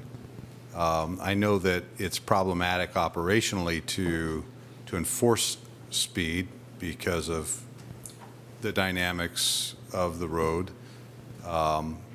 It's a problem. It's tough to pace a car, which the court often wants from us. We don't use LiDAR, radar, that sort of thing there. It's kind of a problem to do that. It's a short distance for a car to go a high speed. Certainly if someone's driving clearly in excess, they're driving at an unsafe speed, and we observe that, we can do something about that. So I think the answer to your question is no. Okay, one more. Now, And later you can jump in if I do not get this correct, but my understanding is that the changes we are recommending on Washington is basically to paint a stripe on the south side of the street that gives cars 7 feet, which allows them to park fully on the south side. But on the north side, we are closing the sidewalk and painting a stripe only 3 feet into the street so that they are required to park on what is now the sidewalk on the north side. That is correct. Yes, and otherwise the fire trucks cannot get through. And I was up there on the 23rd looking at the fire trucks. So here's the question, because somebody raised this issue. What happens if you have some newbie in the neighborhood who fully parks on the street on the north side, not realizing, are you going to cite people for that? That's a great question. Yes, we will. So one of the things that I covered in our meetings with staff on this is that it has to be signed really well. So someone coming to the neighborhood for whatever purpose from out of the area. I mean, I think this plan will presumably work great for the people that live there and know the rules. But for people that don't, it needs to be abundantly clear how they have to park, because they may intend to park legally, which, by the way, they can do today. People can park on the north side of the street or the south side of the street legally, and they've blocked the street. So, yeah, this is a bit of a compromise that carries with it a little bit of. It's not ideal from an enforcement perspective, but we can try to mitigate that with really good signage. That also applies to the closure of the sidewalk as well. Mm-hmm. That's probably my primary concern with closing the sidewalk and making it available to parking is how clear is that going to be to someone that doesn't know what the rules are. Mm-hmm. Now, the last question. I completely expected the fire chief to be asked a bunch of questions tonight, not the police chief. I miscalculated. Well, he's quietly sitting in the back of the room. Well, we worked the fire department over pretty well when they had the truck up there. The last question is, the standard rule for the whole state of California, I believe, is unless otherwise marked, you can park on a street for 72 hours. Yes. Well, so you can pass a local ordinance that prohibits parking more than 72 hours. Okay, and we have one. But someone now on Washington Street can still park on the north side on the sidewalk for 72 hours. Well, if an ordinance, well, today they can, and if an ordinance is passed that allows them to park there, I would assume, I'd have to look at I think it's 22651K of the vehicle code that authorizes a local authority to pass a resolution or an ordinance that prohibits that. I'd have to look at the wording of our ordinance, which I think might be 9-13.2, that prohibits that, to make sure that that would apply. Again, that kind of ties in with this conversation of we need to make sure we have a comprehensive ordinance to deal with what you're proposing to, or what what staff has proposed to do, to make sure we've thought of all those nuances to how this works for enforcement, because it can be a problem. It's a problem today in a lot of different ways. We had a complaint over the weekend of someone parked in a red zone at the crest of the hill. I have a picture of it. But right near them are people parked on the sidewalk. And so as it is, it doesn't work well for us. And so hopefully this is a step towards making it better from an enforcement perspective. Okay, that's good. Thanks. Thank you. Aleda, I'm sorry, my device timed out here. Let me get the staff report up. Okay. So I just want to clarify, I'm looking at the staff recommendation in the staff report. A, design and construction of a raised crosswalk on Washington Avenue at Catherine's Walk. Everybody seems on board with that. B, design and construction of and installing speed humps on Washington Avenue between Polk Street and Cerritos Street. People seem to be okay with that. Now, C, design and implementation of a painted bulb out, I think you mean at the intersections of Cerritos Street and Gateview Avenue with Washington Street. Yeah, that's the idea. So now on the map, you can actually see the barriers are there already on Washington and Gateview, on the Google Earth view. Those are those little orange curves at the intersection of Washington and... Right. How are those working? Oh, they were effective. They affected the number of vehicles per day, and they did not increase the 85th percentile. Yeah, see? to the baseline, but it's still within, at least it was maybe 7% less. So from the baseline. Yeah, so the idea would be to make them permanent in some way. Yeah, so the idea when we developed, is that on? Is this on? Yeah. When we developed the 35% conceptual plan is to realign a bulb out around here. And there was a request to leave a parking space that we actually allowed for this parking space. So it will create a more like a T intersection here. And there were crosswalks proposed around here. So we think that alignment might work very well, and it would prevent speeding through the new cross section that we're going to have by allowing these vehicles to park exactly like here, and then this southern segment side to park on the street. So we think that it will. Some people were complaining about having a wider cross section, but we think that with this realignment, it will actually force vehicles to slow down and stop here and then continue on Washington. Okay, thank you for that. D, I'm just going through these in order. Preparation of an ordinance authorizing closure of the northern sidewalk to pedestrians and to allow vehicles to park on the northern sidewalk on Washington Avenue from Pierce to Cerrito. But we don't really mean that. We mean part of Pierce to Cerrito. Okay, Well, it was from Pierce to Gateview and then from Polk to Cerrito. It would have part been, of it's already red curved. it's already red curve, and we're not going to. I just want to clarify that so we don't, if we approve this, we need to fix it. Also, if I may, when we were looking at the location of the raised crosswalk, those red curves were important for visibility, for the horizontal and vertical curves, yeah. Okay. And these are the two issues, and I think the police chief mentioned these in his discussion. Preparation of a parking enforcement program for vehicle parking on Washington Avenue from Pierce to Cerrito, and F, design and implementation of striping signage and sidewalk barriers for all modifications, which we really need to do, so people don't park out on the street on the north side. So, okay, so I think we're kind of at a good place here. So I just want to say we can't bite off this whole problem at one time.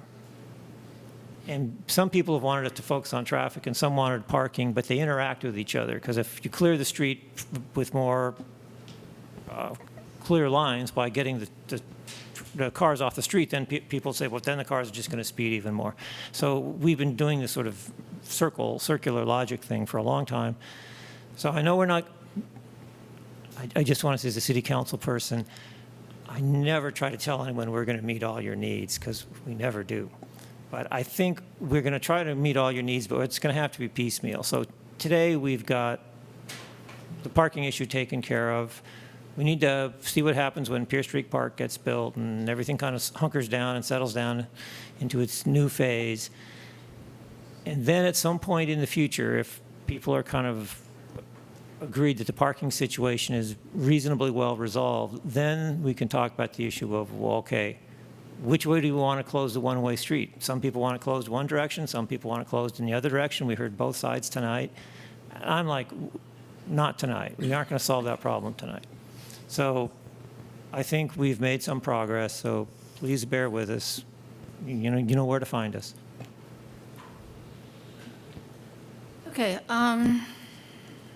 Again, thank you to staff for far too many years of working on this. Thank you to the residents for far too many years of going through this. You know, I think this is a good plan. It satisfies the goal of maintaining as much parking as possible. It has traffic calming measures, which hopefully will slow down the traffic and have people decide that maybe another street is a better option. It does maintain what public safety access we already have. And it increases accessibility and walkability. So I think this is a good plan. I do think we need to think about the encroachment of cars across the sidewalk the other direction, perpendicular, I think. I don't think we need to legislate that. It seems like that's a violation, and as we start tightening up on the enforcement, that should flow. The same with the vegetation.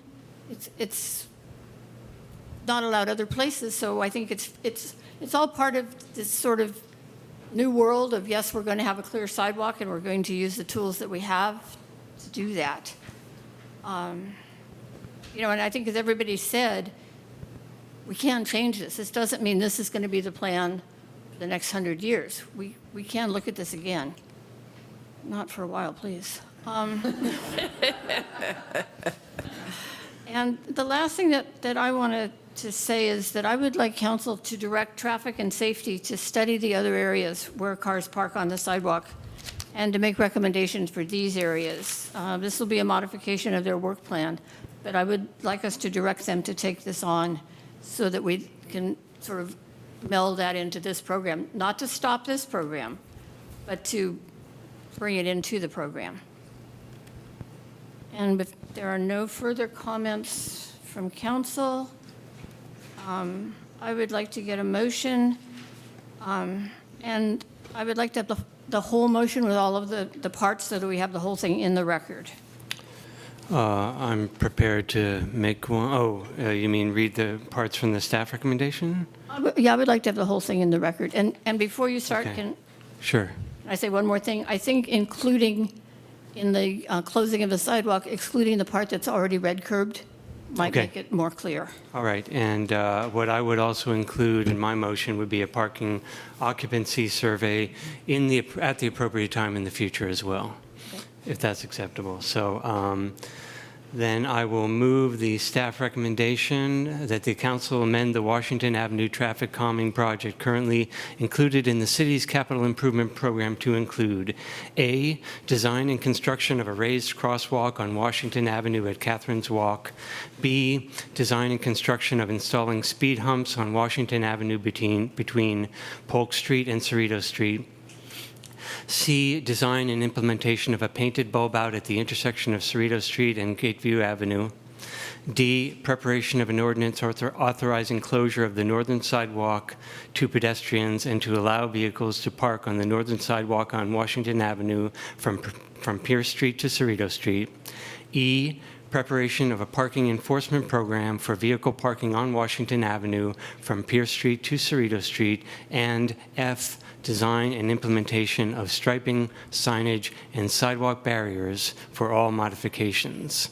And I would add to that to consider keeping the sidewalk open where the red curbs already exist on the northern sidewalk, and the parking occupancy survey to be done at an appropriate time in the future, such as after the opening of Pierce Street Park.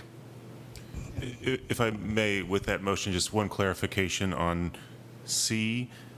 There was a correction. It's at Washington and Gateview.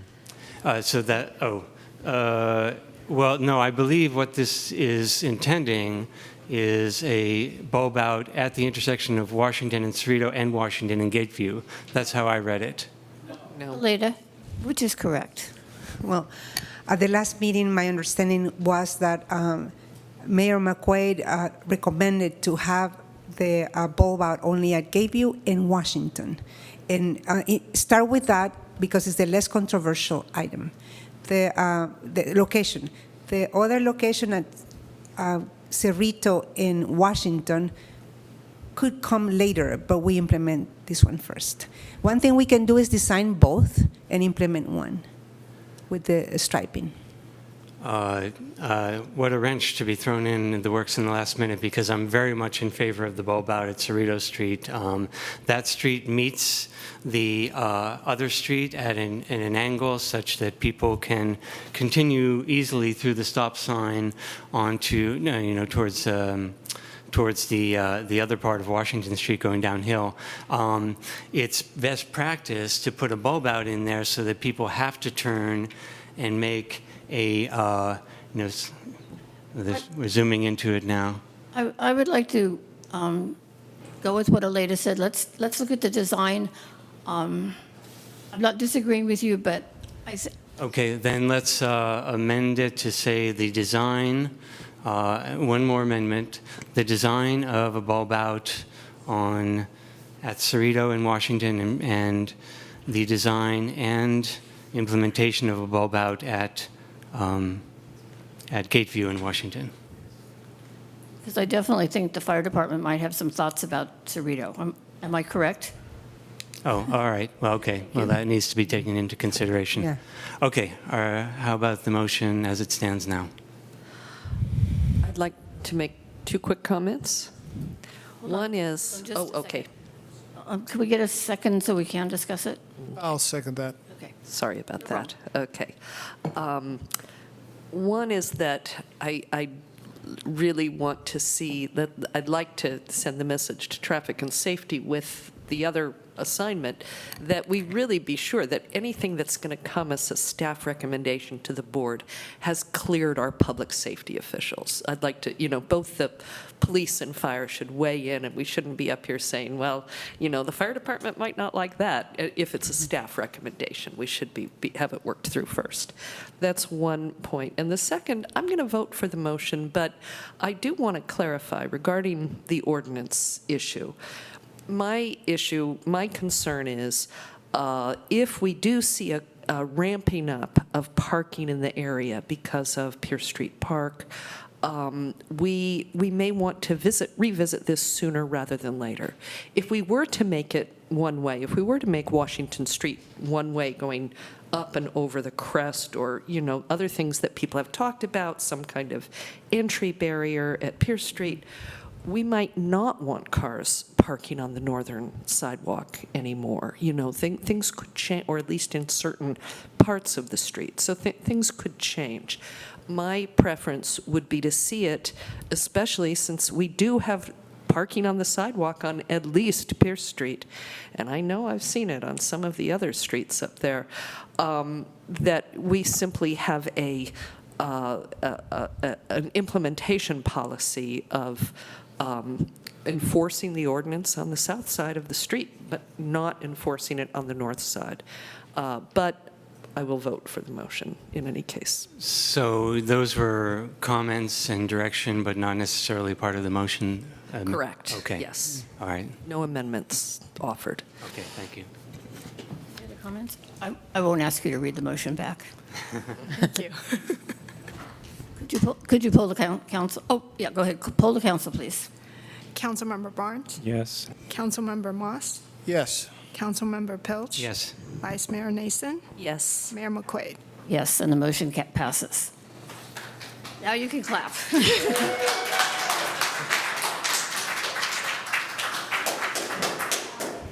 Would you like a motion regarding the direction? Thank you. Okay, I'll make a motion then for the council to direct traffic and safety to study other areas where cars park on the sidewalk and make recommendation for these areas, modifying their work plan. Second. I'm so moved. Could we work in that public safety, both police and fire, be consulted about any recommendation that is brought to the council? We can certainly do that. I think that that's been ingrained in staff at this point. Yes, it absolutely has, and staff, through our CIP process, has that process outlined. We know to do it. It can be in writing as well. Okay. Okay.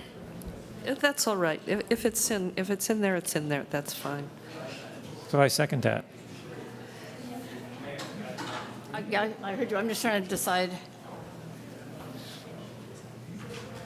Would you feel happier if we put that in? I'm happy to do it. No, it's okay. That's fine. Okay.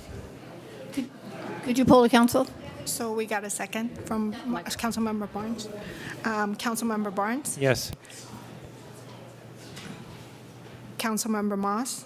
Yes. Councilmember Pilch? Aye. Vice Mayor Nason? Yes. Mayor McQuaid? Yes, and the motion carries. Okay.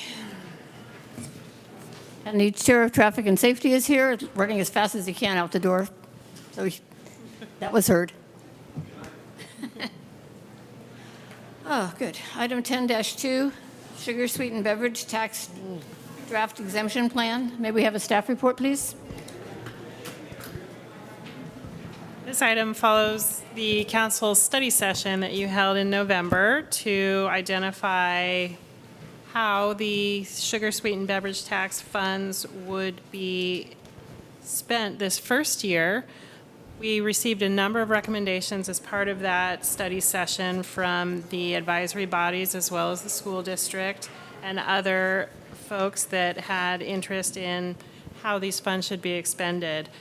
Attached to your staff report this evening, you have a draft expenditure plan which responds to the things that we heard from council at that meeting. And Isabel will be going over the expenditure plan in detail and happy to answer any questions with that. And again, I'd like to just reiterate that we're trying to be conservative with this first year of funding so that we can get a better estimate of how much funds we will receive over the course of any given year. This is a new tax for us, as you all know. And so we started with things that were more turnkey, as well as things that are already programmed in city recreation department opportunities. We're not creating anything that's brand new to us, which would have a significant amount of new staff time involved. However, it should be noted that there will be some staff administration of the programs noted. Okay, good evening. As part of the proposed draft expenditure plan, we've included the installation of 7 water bottle filling stations at city parks and at the community center. Parks include Memorial Park, Terrace Park, Ocean View, Pierce Street Park, the Ohlone Greenway at St. Gabriel, and the community center. And each location has a different model of the bottle filler depending on the need for that location. We're also proposing an outreach and educational campaign in coordination with the installation of the water bottle filling stations that would include a branding of the program to promote health and encourage drinking water instead of sugar-sweetened beverages.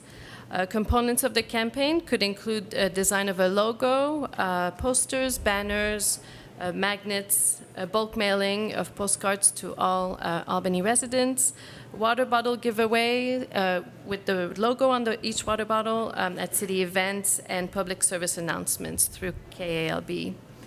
We're also proposing, in conjunction with the Recreation Department, to provide free physical fitness classes in parks for youth and adults, and the classes would promote and expose residents to various exercise options and promote a healthy lifestyle.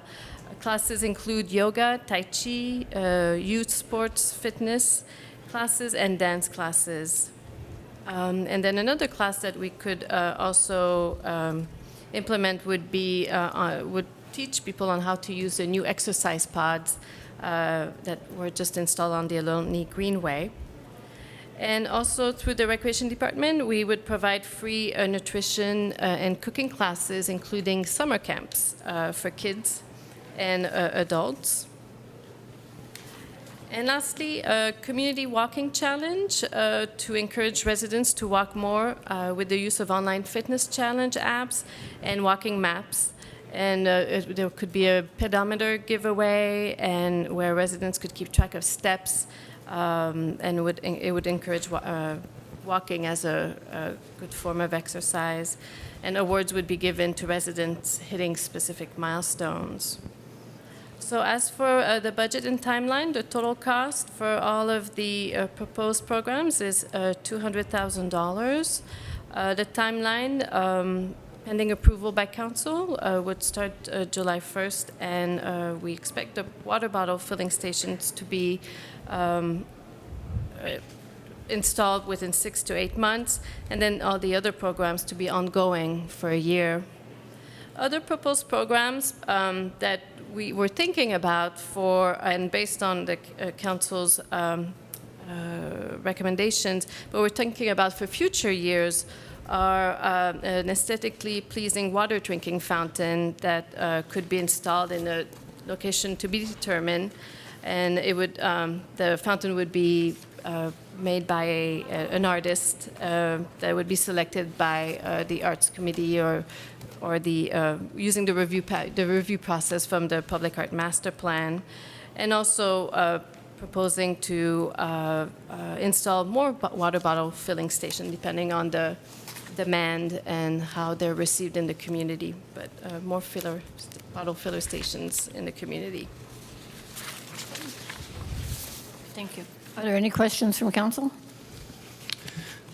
Yeah, so in terms of the cost of the classes, does that intend to include the staff time for administration of the classes, or is it only for instructor salaries? Well, most of it is for instructor salaries, but as Nicole mentioned, there could be some staff time allocated for the administration of all of the new free classes that would be provided. Yeah, there could be staff time allocated, but allocated, you mean, and paid for from this funding? Is that? As part of the budget process that you'll receive in June, we'll need to look at that further. Right now, what you have in front of you is the actual hard costs for implementing these programs. So it's the instructor costs. We need to see what the administration looks like, if it's extra work for staff. Certainly, I said that these are already programmed, so we need to see where that mark is with our recreation staff. Okay, and then to my uninformed eye, the cost for these classes seems, in the multiple tens of thousands of dollars, seems rather high. Could you speak to that? Well, for the fitness classes, we're proposing quite a few free fitness classes every weekend at different parks. So if you calculate the number of classes and the instructor pay, it would come to pretty close to that. Okay. Yeah. That's all I had for questions. And again, it should be noted that this is an estimate of the total number of classes Sure. provided. This may fluctuate. I was trying to ballpark for now. Yes. Yeah, a couple of questions. One is, do we have any sense of how much use the water filling station at the Dartmouth Tot Lot is getting? No, not at this time. No, okay. And the other question, one thing that was discussed at the workshop was devoting a chunk of this funding to beef up our Safe Routes to School programs, which could include crossing guard support, could also include having a coordinator help with walking buses and all of the kinds of things that communities that put a big priority on getting people to school in non-motorized ways have implemented. I don't see that here, and I'm just curious, first of all, do we have the crossing guards covered? And how much do we have programmed for Safe Routes to School? Safe Routes to School currently is funded through a grant fund. So we're looking at the opportunity to fund that after those funds have been utilized during the next fiscal year. How much do we spend each year on Safe Routes to School? There's several components to that program. The one component that we're looking at for this is called it's a bike training program, which is about $15,000 in grant funding. $15,000 a year, okay. And that's, and is the crossing guard, are we covered on that now, all six? We expect the police chief to do some additional research with his staff in terms of the need for the number of crossing guards that we have existing currently. He's reporting that to Traffic and Safety Commission, and then that will return to the City Council. So there's still some information and data collection needed before a decision will be made by the council on the total number of crossing guards. That will all work ahead of your budget schedule for June. So you will have complete information at that time.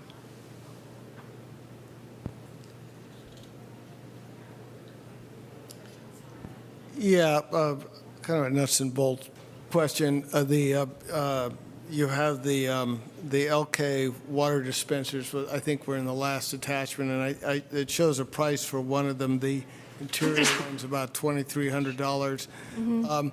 Of that 87,000 for installing quite a number of them, what's the breakdown in terms of how much is that for the actual equipment, and how much is that for infrastructure?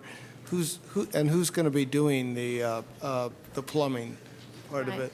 It depends by location, because each location is different. So some were replacing, like at Memorial Park, we're replacing the existing water fountain with a bottle filler. Other locations were, such as the one at Ocean View, we're actually installing a new bottle filler at a new location where there's no existing water fountain. So it all depends on the location and what work needs to be done at each location. But each location has been assessed by our facilities manager, and I have a spreadsheet for each one of them with costs and labor and materials. So it would be the Public Works Department that does the actual installation and rough-in plumbing? It's still to be determined. Yes, it depends on the locations. If it's just a simple removal and replacing, yes, it could be Public Works. But if there's cement involved and other things that are more involved, it would be up to the facilities manager to decide at which point he would use a subcontractor to do the work. Okay. Yeah, I'll be curious to see how these numbers change as it gets closer, because my guess is that in some of these situations, it's going to be a fair amount of work to run water lines in, as well as I guess you would need a drain line also for a drinking fountain, or even for a water dispenser. So that's where it starts getting pricey. Yes. And you mentioned for the community walking challenge, I like that idea, but I'm presuming you've already been thinking about Fitbits and Apple Watches and things like that, and maybe somehow using those as part of these walking challenges. Yes. It seems like there's some potential there of maybe the Albany walking app could be created that people could put on their phone, or some way get them out walking. That's it for the moment. Michael? I have a couple of questions. One that you made me think of, actually. When we put in the water bottle fillers, we'll still have regular drinking fountains in the parks, right? There'll be both? Yes. For instance, let's see. Yeah, I believe like the one that's being replaced at Memorial Park will have the water bottle filler, but there's also a water fountain attached to it, like as part of the unit. Okay, and my last question is kind of looking into the future, and I know this is a projection, the artist designed public work drinking fountain. I look at that and I see $40,000 to $50,000 for a drinking fountain, and to me that, I hate the word, but the optics aren't good. I just, the idea is fine, but it bothers me to have something floating around in the public with that kind of money for a drinking fountain. It sounds very boondoggle-ish, shall I say? I think we can use the money better. That just bothers me. I guess that should be a question, but anyway, there we go. Is there any public comment? Yes. All right, come on up. Hi, I'm Brian Beal. As you all are aware, I'm sure, I'm a former member of the Albany Social and Economic Justice Commission. I'm one of the architects of the soda tax. The reason I worked for this soda tax was to reduce soda consumption. So, I understand there's a general goal of improving health, but this is why I worked on it, because of the harmful effects of soda. It's not about sugar, it's about soda specifically. We got a paper from Dr. Ritterman from Richmond about how it goes straight to your liver. I've had neighbors that have died of diabetes. I'm looking at this budget, and in my mind, the majority of the money should have a direct impact on soda reduction of consumption. The first two items, I think, work toward that goal. The next three items, I don't see how they fit in. I think they're good things for the community, but I just don't see enough money going towards reducing soda consumption, specifically on item number 2, the educational campaign. I think more money should go to that. And with Mayor McQuaid's point, too, I think there's a little bit too much on the drinking water, though I support the idea. About the crossing guards, and I think this is an area where I would see an exception to that rule, because this is something that has emerged that's an urgent need in the community. And I think there's a way we could get creative. We could get crossing guards and maybe train them to help hand out literature to the children about soda consumption. And there's a way we can come up with a win-win scenario there to where we can do two things. And one of the reasons I really liked the water bottle idea is because it's fulfilling other needs in the community, specifically for homeless people. They need water. I made a comment at a past meeting how I'd seen a homeless man come into a restaurant asking for a cup of water, and they said no, they pushed them out. So I think, these are all win-win scenarios. Not 100% opposed to the other three ideas. I just would like to see more of the budget go towards reducing soda consumption. Thank you. Thank you. All right.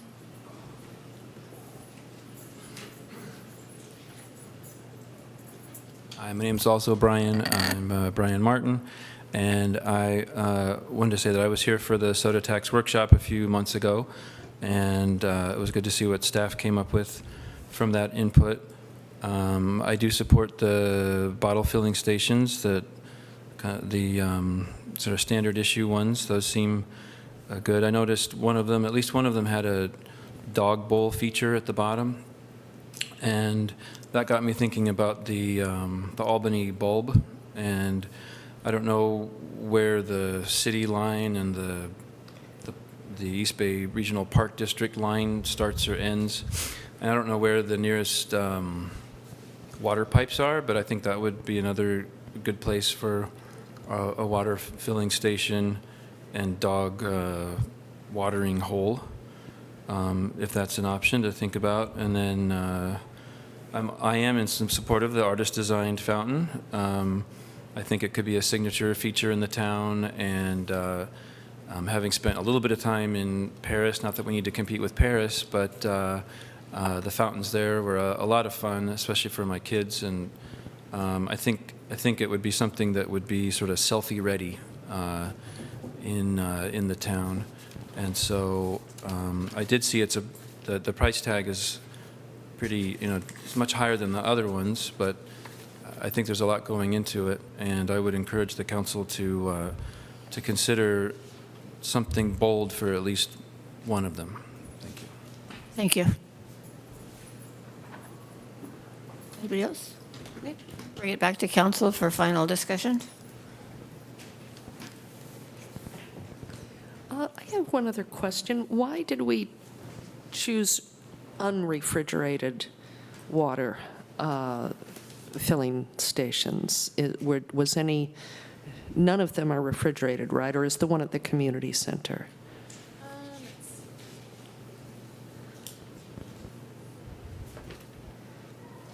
It doesn't say non-refrigerated. No, it's not refrigerated. No, they're more expensive. What's the difference between the community center one and the others? It's an indoor stainless steel one. And in terms of installation, community center has power. All these other places, you have to bring power to it. Once you bring in water, you bring in sewage, and you bring in power, it could be $87,000 for one of them in a park. I mean, don't they all have power to their restrooms? We don't have lights in there? I don't know if that, but at the playground and the tennis courts, I'm not sure we have power at, say, Terrace Park. I don't know about the other locations. There's a clubhouse at Terrace Park, which it had lighting in it when I was a kid. It's been a long time. Would have to, yeah, the bulb burned out. For what it's worth, if Anyway, you can see refrigerated, water fountain water because you drink it, but if you're like, I know this because I ride my bike and I have water bottles on my bike. It doesn't make much sense putting refrigerated water in water bottles because it just warms up anyway. It warms up quick anyway. Yeah, that makes sense. Although, you think of Paris with the refrigerated and the sparkling water and how much people love it. That's okay. We'll add a little money to that $50,000 fountain. I certainly support the water bottle filling stations, although I feel like putting in all of them, if it turns out we picked the wrong one or something, it's a little worrisome, that we do this big program and put in 7 of them all at once. I'd be kind of inclined to see a phase in, but in any case, I support those. I don't support the soft pieces of this. I think the idea of the soda tax is that we want it to go down over time. And to me, free fitness classes for a year, it's great, it's fun, we can all go out and get free classes, but it doesn't seem to me to have that, to create any kind of cultural change in the community that can be sustained over time. I'd much rather see us and nothing, I guess, except, there might be classes that are specific for youth. Nothing seems youth-oriented here, and I'd like to see things that help kids get a better start, better health habits. I'm not so concerned that it be specific about soda, because I just think that virtuous cycles tend to go together. If a kid who does a lot of walking is a kid who is likely to be attracted to a healthier form of hydration, I think. So that's my feeling. Sure. Yeah, I don't know. I actually don't have a problem with most of these suggestions. I think it's an attempt. The water bottles filling stations are obviously the most on point to what the soda tax was designed to do. Educational campaign, absolutely. Physical fitness, perhaps, I don't know. The nutrition cooking classes, I think that could be on point. It's a change not just in stopping to drink, not drinking soda, but also eating better and looking at what you're putting into your body. And the community walking challenge, to the idea that this would create more publicity about what we're trying to do with the soda tax and getting healthier lifestyles going. I think it could be a good thing. Somewhere in here, I would have thought if we're going to have water filling stations, water bottles might be something we'd want to expend some money on, and something other than plastic, maybe a metal bottle or the kids' metal bottle over there. So that kids would want to hang on to. But I think going forward, I'd just like to see this kind of stay as close to the original idea as possible of why many of us got involved with the soda tax in the first place, which was to get kids off of, sugared beverages. It's a big issue, and whatever kind of focuses in on that issue, I think should be the focus of what we do with the money. But that it may become a problem as we collect more and more money. Hopefully we don't collect more and more money. As I said once before, this thing actually will work if the amount of money keeps going down every year. So we'll see. Right. How can I resist? I do. Now that I've heard Pete's comments, I have a few things to say. One is that on the money issue, there's a graph in the staff report at the end. Both Berkeley and Albany's projections for how much money we would earn were about $1 a person a month, so about $18,000 a month in Albany and about $116,000 a month in Berkeley.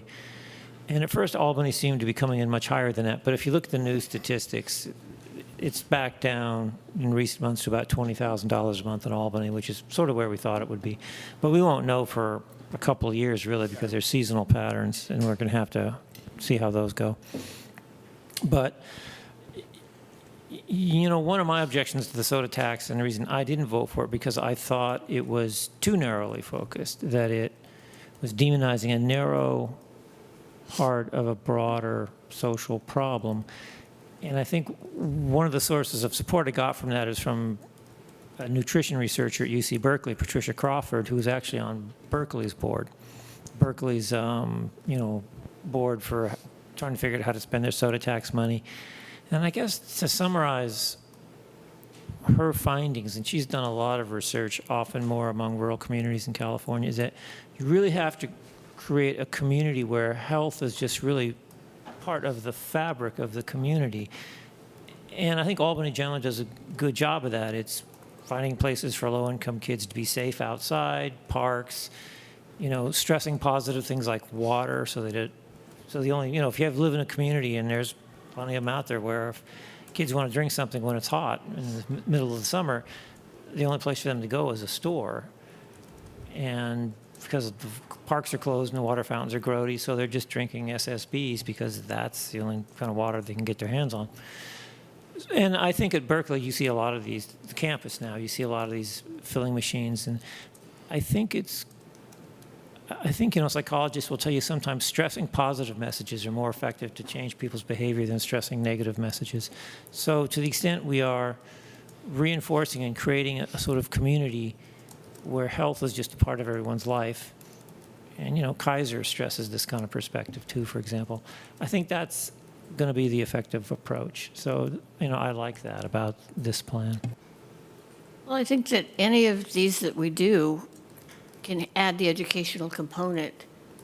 You know, why are we having this walking challenge? To make you healthier, and this is, you know, these are ways to do it. This is one way, and food is another, healthy food's another way. So I think they do all tie together. Unless there's any further council comments? Oh, yeah, I had. Did I skip you? I'm sorry. Yeah, I haven't done my comment. Yeah, we kind of went Sorry about that. in a weird order. That's okay. So, yeah, I think that if I'm a little bit skeptical of the classes as well. I think if we, so I heard staff's concern that, you know, you don't have a lot of, you know, time to administer these things. I understand that. But for the classes, I'm concerned about the effectiveness there. I think that we should definitely fund staff time for those classes if we do them. And also I think that we need to monitor the effectiveness. I think council needs to hear about the attendance of these classes, because if it's just like 1 or 2 people showing up for each class, I'd say that's not very effective. I do echo my fellow council members' idea that this should really be focused on kids' health primarily. I definitely like the water bottle filling stations. I was surprised, though, that since now we only have 1 station in a city facility, and that's at the Public Works building. I'm surprised that staff would recommend only putting 1 more at a city building and not putting 1 at City Hall and not putting 1 at the senior center. I would have preferred to do the senior center, do all the city facilities, and then the parks. But I think maybe, I don't know, staff might have been thinking people are out and, you know, getting exercise, maybe they need more to water more in the parks. But I think it also just, that's kind of the public education thing. If people see them in our public facilities, I think they see that, you know, we're trying to promote water consumption. So That was a concern to me. I love your idea of the water bottles. Let's just, let's do some giveaways with the water bottles, maybe in conjunction with the classes. I think that could be a very good idea. And I think that if we want to do programs that are less staff intensive, our study session, at least one group came forward looking for grant money to do a school program. I can't remember any of the details of what it was. I wish I had saved all my notes to bring to this meeting, but I think that could be another way, easy way for staff to spend the money, is to spend it on some organization that has a plan to address kids' health with this program, and then we can give them the money and then just require them to report back to the council periodically to make sure the money's well spent. So those are my thoughts. I don't know, if I want to suggest that we totally redo the staff recommendations here. We could just improve the staff recommendations with saying there's a little leeway in exactly what they implement and how they implement it, or we could, if we think that this is really off the mark, we could bring it back for another meeting. I see those two options right now. Might I make a suggestion? Since I think I'm hearing some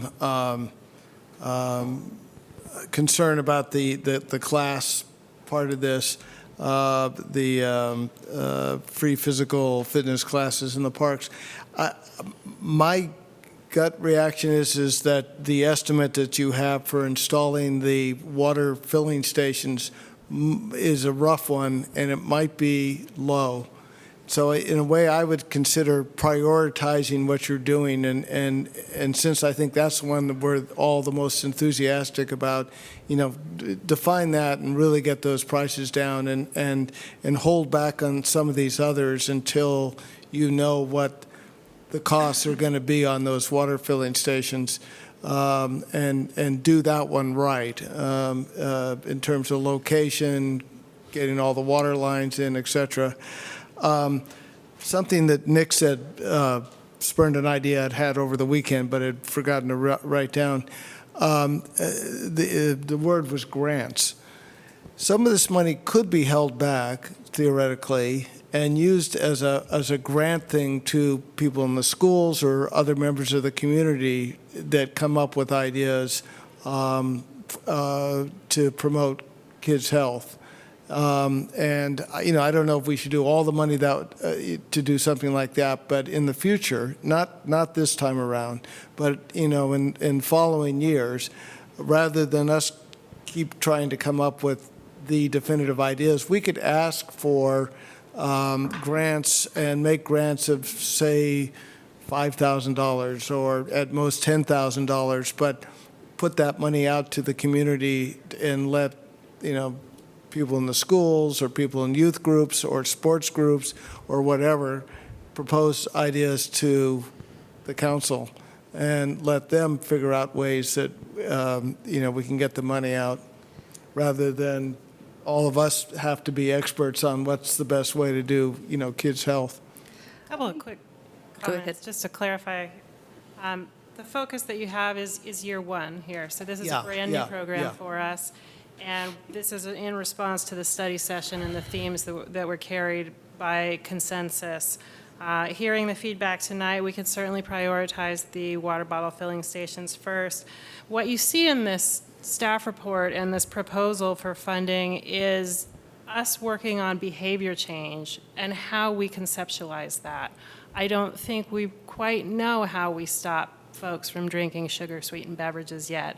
And so this is our best attempt to focus on healthy lifestyle changes and making awareness on that. We can certainly tweak this as we go, and again, this is year one. Also, in terms of a grant program, that could certainly be an idea in the future. Understand that also involves a significant amount of administration.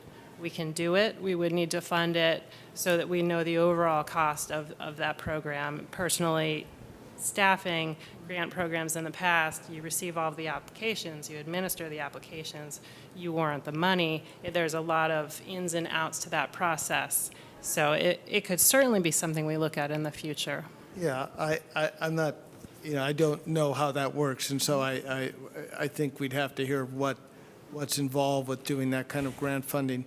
But it would, what is it, the wisdom of the crowd is what you're going to, and rather than us trying to figure out specific things, let people with more expertise than we have come and propose ideas. I agree with that, and I wouldn't just say, limiting them to $5,000 or $10,000. We have a 100, the soft things add up to 110,000. A grant, say, that was $40,000 or $50,000 that could be matched by a private foundation could actually be really meaningful to a nonprofit to really get something going, have administrative people, potentially have the kind of support like making walking buses and what do they call the bike ones where kids go to school together, in a convoy of bikes with, all the safety, that you'd actually have people who are not public employees, who are nonprofit employees, who actually make that happen. So I'd echo the grant idea. I'd be more ambitious with the grant idea. And it's easier to administer one $100,000 grant than 10 $10,000 grants. Yeah, I have no objection in theory to a grant program in the future, but, we heard some proposals at our meeting, and I was kind of lukewarm on them. I was like, so if we get some better ideas in the future, I think some grant funding would be great. But the main point I want to point out, and it's because we tend to forget, because at least most of us here either have older kids or no kids, but the Albany Unified School District really only has our kids for about 180 days a year. And the rest of the time, they're ours. They're the cities, and they're the parks, and most parents for young kids are clamoring to have programs in the summers for their kids to do that don't cost $1,000 a week. So I think that's our chance to grab those little critters and, raise them up right.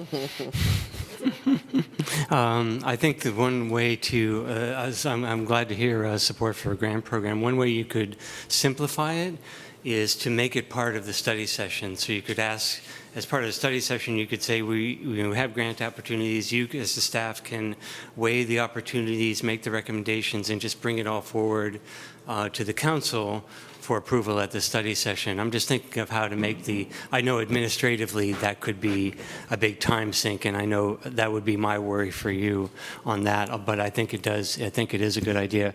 But then just going back to direction on the filling stations, perhaps we ought to concentrate on those first, make sure we know what the costs are, and maybe think about not getting the cheapest model here, getting the refrigerated version for the indoor facilities, especially if it's accompanied with a water fountain. That's where you'd want it.